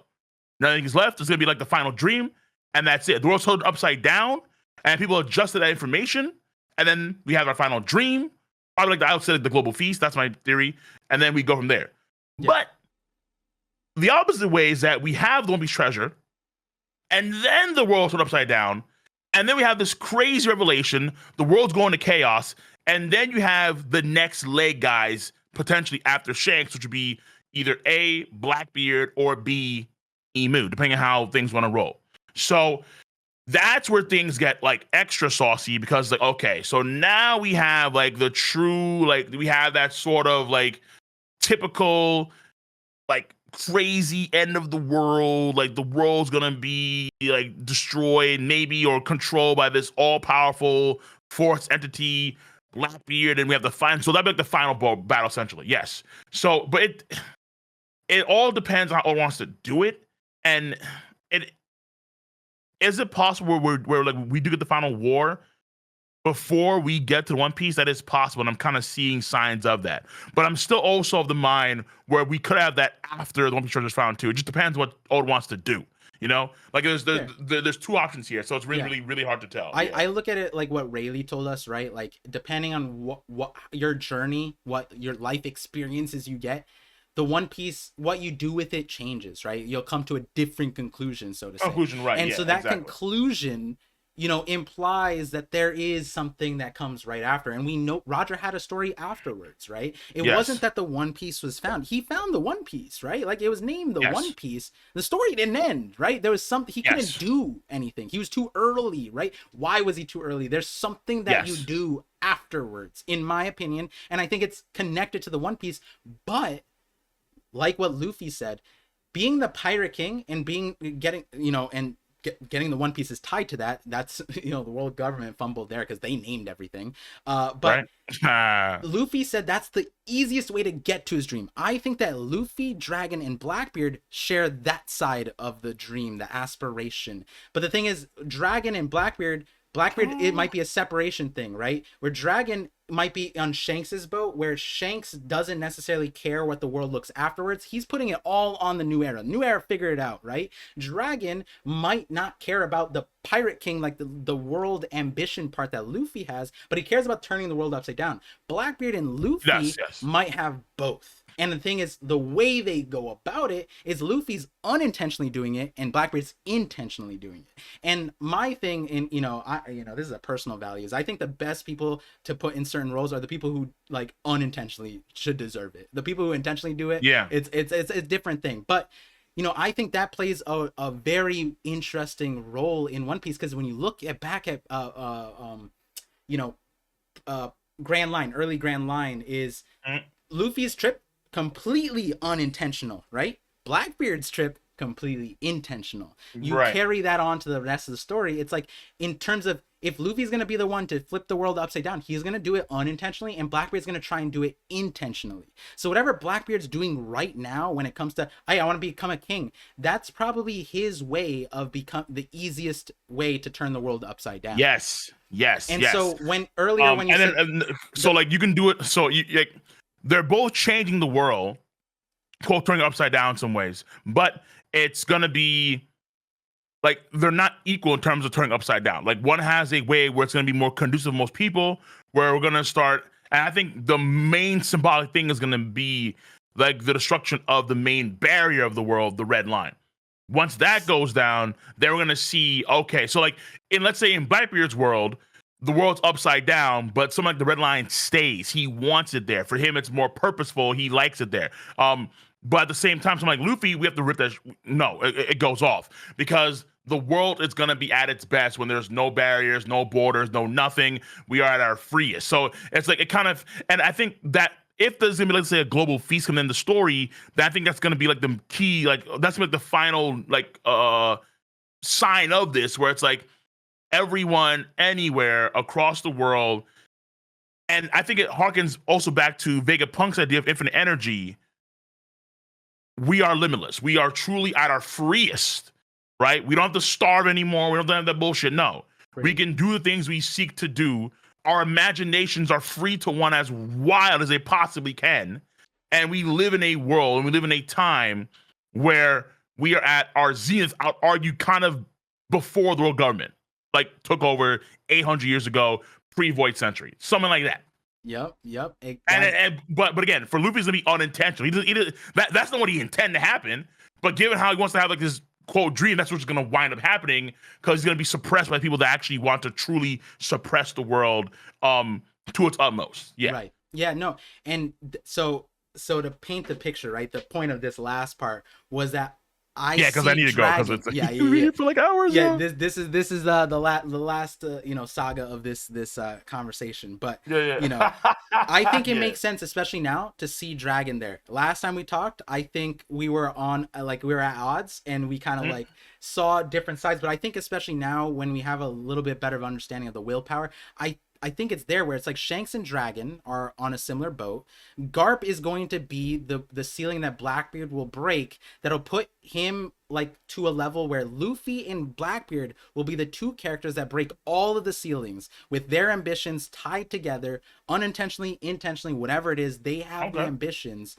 And so Dragon and Shanks are going to be the ones that like have this world that they want to create. And I feel like it makes sense with the Elemental Haki thing. I think it makes sense with the Resolve. I think we agree on so many of those concepts. I think we agree to some extent, but like we don't agree in like the actual like application of the Elemental Haki stuff. Where it's like, I'm okay with like Haki being able to like manipulate elements to a degree, but actually conjuring stuff like out of like will, I think it's a bit much. I think kind of, To be fair, that, in terms of like, I think a lot of people who like my Elemental Haki thing, they're fine with it. Like they like the system that I put out, and if it just gets implemented without any explanation, cool. Like that's how much that is there. Where I agree, where it's like whatever you see for Dragon is ultimately, that I think we agree on the overarching concept beside Haki, the dreams, the aspirations, all of that. And we see the same vision. And there's some videos I gotta send you. I want to explain that Eam video real quick. There's probably a lot going on there. There's probably a lot going on there. That you're gonna be excited by.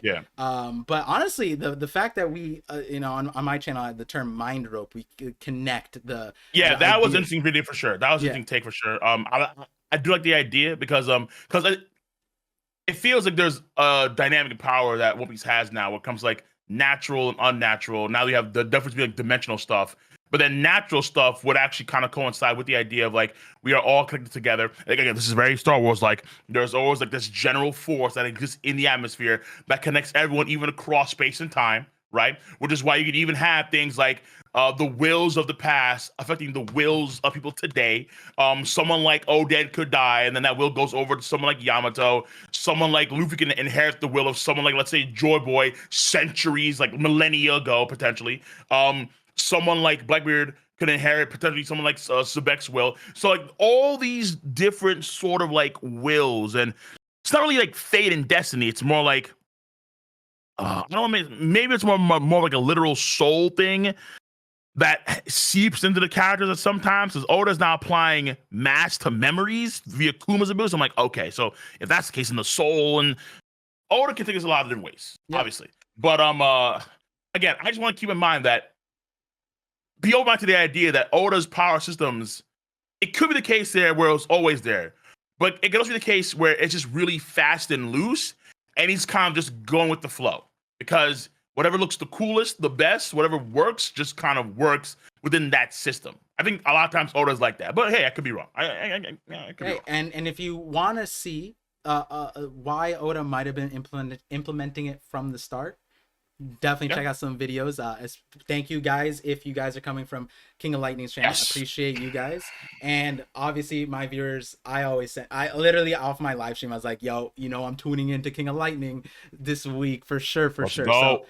love the theories, the connections. I think that we should have these calls more often whenever these like high notes get hit. I feel like There when are a they're lot of things to get. Yeah, for sure. yeah, like I There's so want to many different talk things, man. about the devil fruits. You had a note about in the reaction about the Avalo Pizarro, like the island fruit.